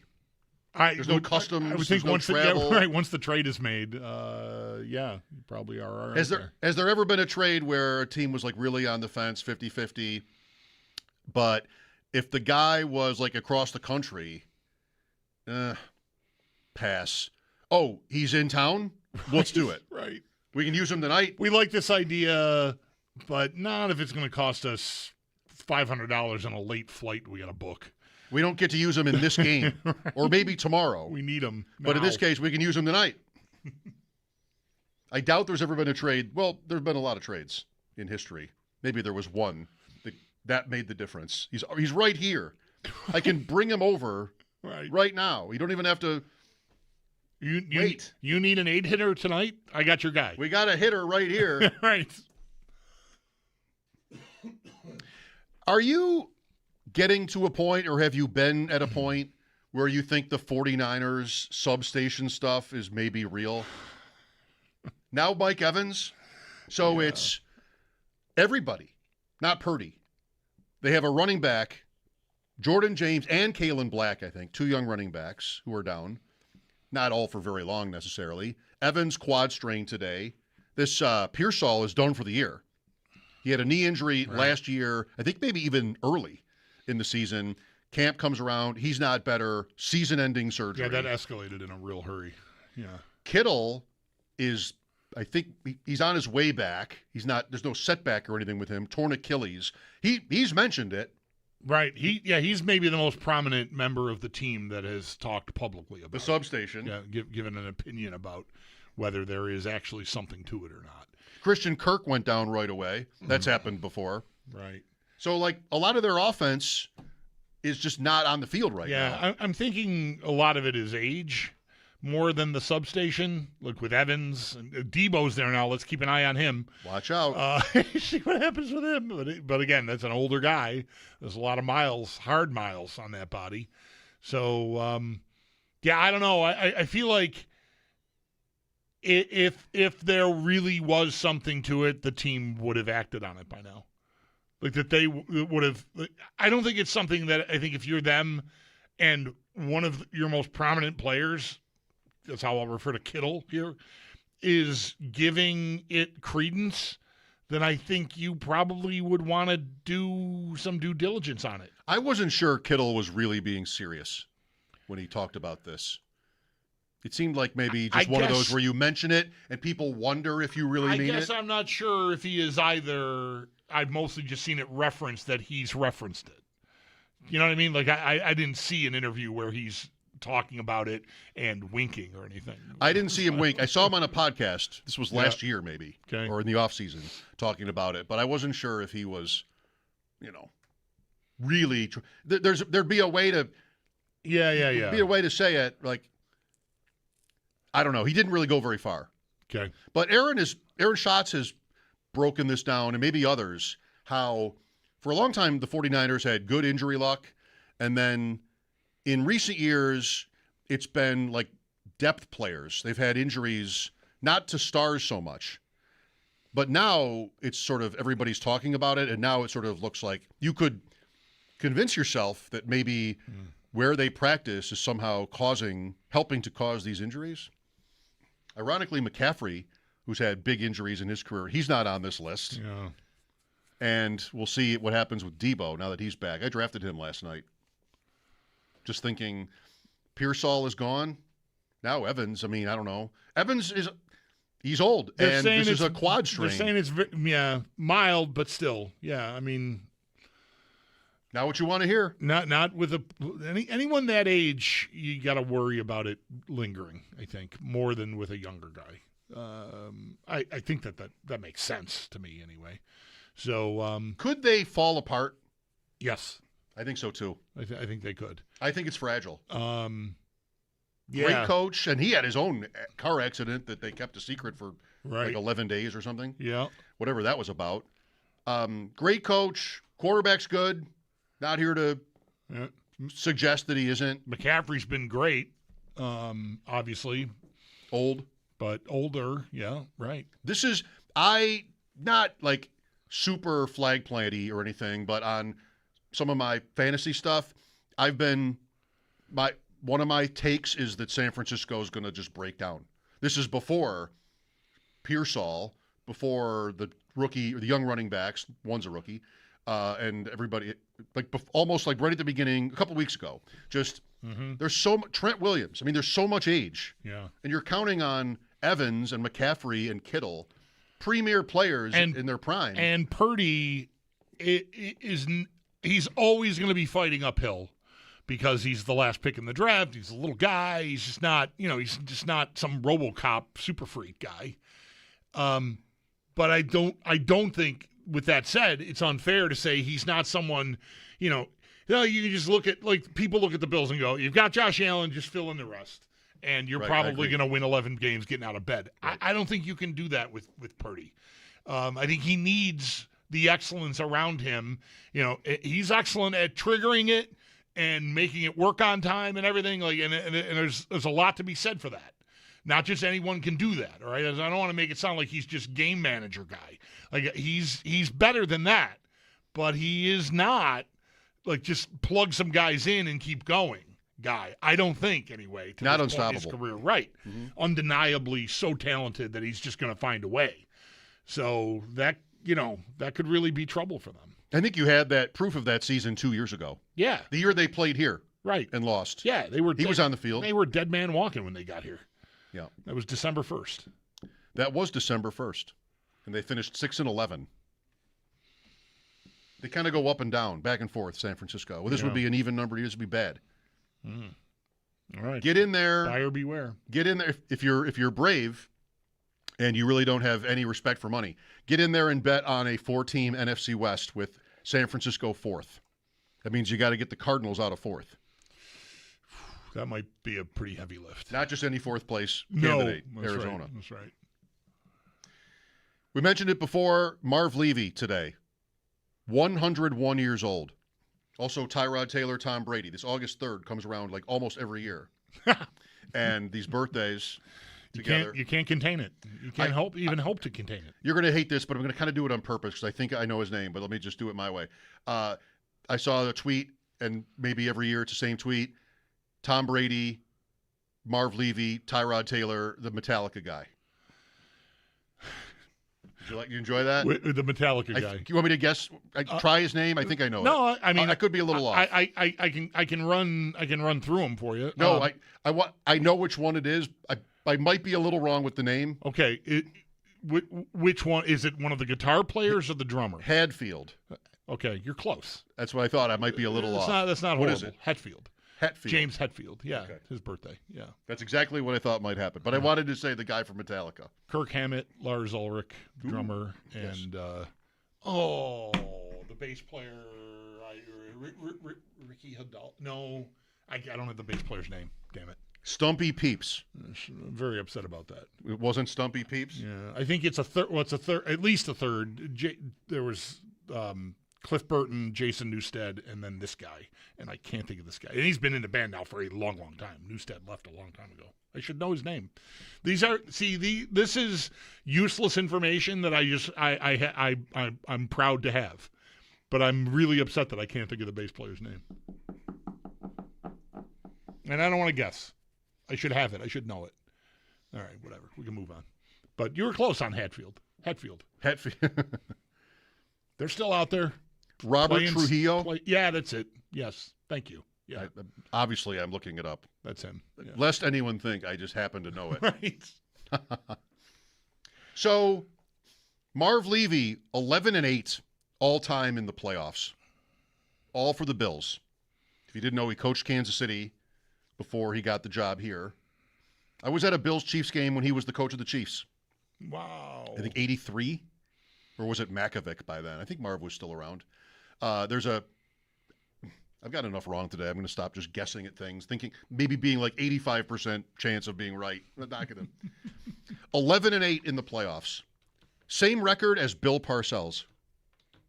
Wow. Does that surprise you? Yeah. Yeah, it does. That it's not, that Parcells is not better. Yeah. It's just, sometimes it's, when you win some of those 11, right? You win the NFC title game a couple times, you go to some Super Bowls and win those, and your resume looks better even though you've got the same playoff record. Maybe the difference is that Parcells, Marv Levy did not win a Super Bowl, as we know. But when it ran its course with the Bills, he was never, he wanted to, actually. We came to know years later. I wanted to say he was never going to coach again in the league because of his age. Whereas Parcells was a younger man after the Giants. And the Giants thing ended controversially. Like, he wasn't retiring from coaching. He did go to the booth, Parcells, like you do. Parcells is in the booth for the Bills-Steelers playoff game in 92. Okay. He's at NBC then. The Reich win in Pittsburgh. All right. But he leaves the Giants, and then after that, after NBC, he goes to New England. They go to a Super Bowl. They lose. Then it's the Jets, and then Dallas. So his playoff record with the Giants was 8-3. But post-Giants was 3-5. Hence 11-8. Same as Marv. And when he left the Jets, he was supposed to hand off to Belichick, and then Belichick resigned after being appointed, and then went to New England. That's how that all unfolded there. Marv was gone by 83. 82 season he was relieved in Kansas City. So. Maybe I wasn't at a Marv Chiefs game. Makovic, right? 83 Chiefs. Anyway, so I thought that was kind of interesting that they have the same postseason record. Yeah, it is. The 8-3 with the Giants, though, that makes a little more sense. So there are 10 coaches in history with more postseason wins than Marv. You want to try to guess? 10? 10. 10 with 12 or more. Sure. All right, let's play. Let me see. Let me get my standings. Sean McDermott, by the way, 8-8. 8 playoff wins. Well, Belichick has more than 12. He has 31. 30 with New England. He probably has a lot. Yeah. 1 with Cleveland, which I think was against Parcells in Cleveland Stadium. New England versus Cleveland. 94. I would expect that Chuck Noll has more. Chuck Noll has 16 all with Pittsburgh. 4 Super Bowl wins. Right. See, 16. Him having 16. Okay, Don Shula. 19. 17 with Miami. Before that, 2 with the Baltimore Colts. 68.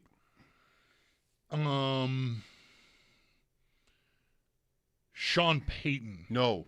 Damn it. Sean Payton has 10. I'm glad. I don't like Sean Payton, but I'm mad that I missed. I could see him getting to 11 this year. Or 12. Yeah. See, well, whatever. I already missed one. I'm going to say Tom Landry. Right, 20. Okay. All with Dallas. Landry was there for so many years. Yeah. See, I was a little worried, though. Like, how many did Noel have, did you say? 16. He was 16-8. That number being as low as it is had me worried about Landry because they didn't win as many Super Bowls or even get to as many Super Bowls, but still longer. They did get to as many Super Bowls. Oh, okay. They lost in 70. They lost in 75. They lost in 78. So he went to 5. 20-16 was his playoff record. It's a lot of playoffs.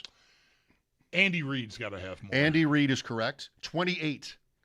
Closing in on first. 3 away from first. What a number that is. 28 playoff wins. 10-9 with Philadelphia. 18-8 with Kansas City. It's all at Wikipedia. I feel like it's hard now. So is that Metallica guy. Wikipedia has it all. You've got 1, 2, 3, 4, 6, and you don't have the rest. You need the rest. You got 5 out of 10. The top 4 and number 6. Would you consider letting me know if any of the remaining candidates are active? I thought you might ask that, and I will answer your question as your friend. Yes, 1. John Harbaugh. Right. I thought that might be the toughest. He's one of the toughest. I was going to guess him, but I whatever. You got your hint. You used your one hint. I used my hint. 13-11. Yeah. All with Baltimore. New team now. Boy, the rest of these I think are going to be really tough. Well, let me give you one hint. Now that I just said I wasn't giving you any more hints, they are all the top 10 and Parcells are Super Bowl winners. Marv is the highest guy on the list without one. As is Dan Reeves. They're tied. 11 playoff wins. All the top 10 have at least one Super Bowl win. You've got 6 out of 10 so far. That makes it easier. You don't have to. So that rules out Bud Grant. It does. It rules out Bud. Exactly. It rules out Bud Grant, who also had 10. Hat tip to Vince Lombardi, who was 9-1 in his career in the playoffs. 9-1. No wild card games in those days.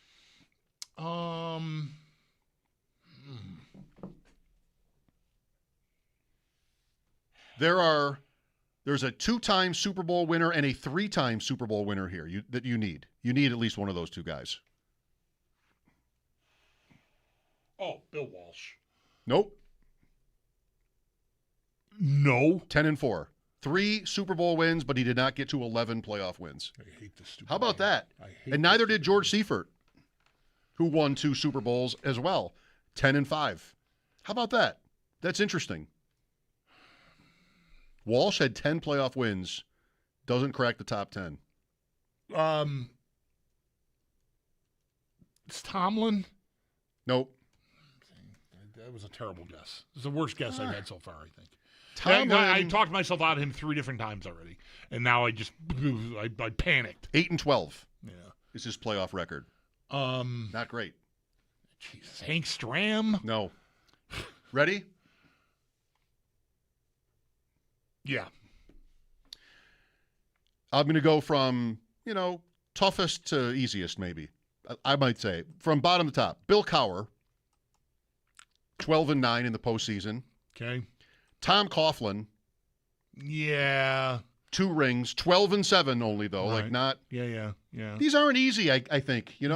Like, if they come in above Parcells and Walsh. I forgot all about Tom Coughlin. I could have stayed here until 9 o'clock tonight. I don't think I would have thought of Tom Coughlin. Okay. Mike Holmgren. I probably would have if at 9 o'clock, but Mike Holmgren, okay. Trying to give Maybe myself 7:30. to give myself a little grace. Yeah. Mike Holmgren, 13-11, 9-5 with Green Bay and a ring, 4-6 with Seattle. 10 playoff games for Seattle. Oh, well, they lost a Super Bowl to the Steelers when he was the coach. That was Holmgren, right? Yep. And the one that I think the top 5, number 5, is Joe Gibbs. Oh, yeah. Forgot all about him, too. 17-7. The best winning percentage of any of these people, not Lombardi, but better than Belichick, Gibbs, 708 to 705. Jimmy Johnson, 9-4. Rex Ryan, 4-2. It's a good percentage. 2 out of 3, right? All on the road. It's all right, yeah.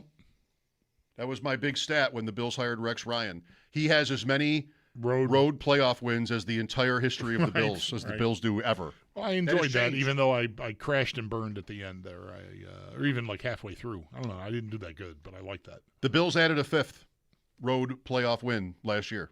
Yep. It had been more than 30 years since they had one. All right. Well, all in the name of Marv on his birthday. Happy birthday, Marv. Right? Love Marv. I didn't see him in Chicago. We were in the same building, I believe.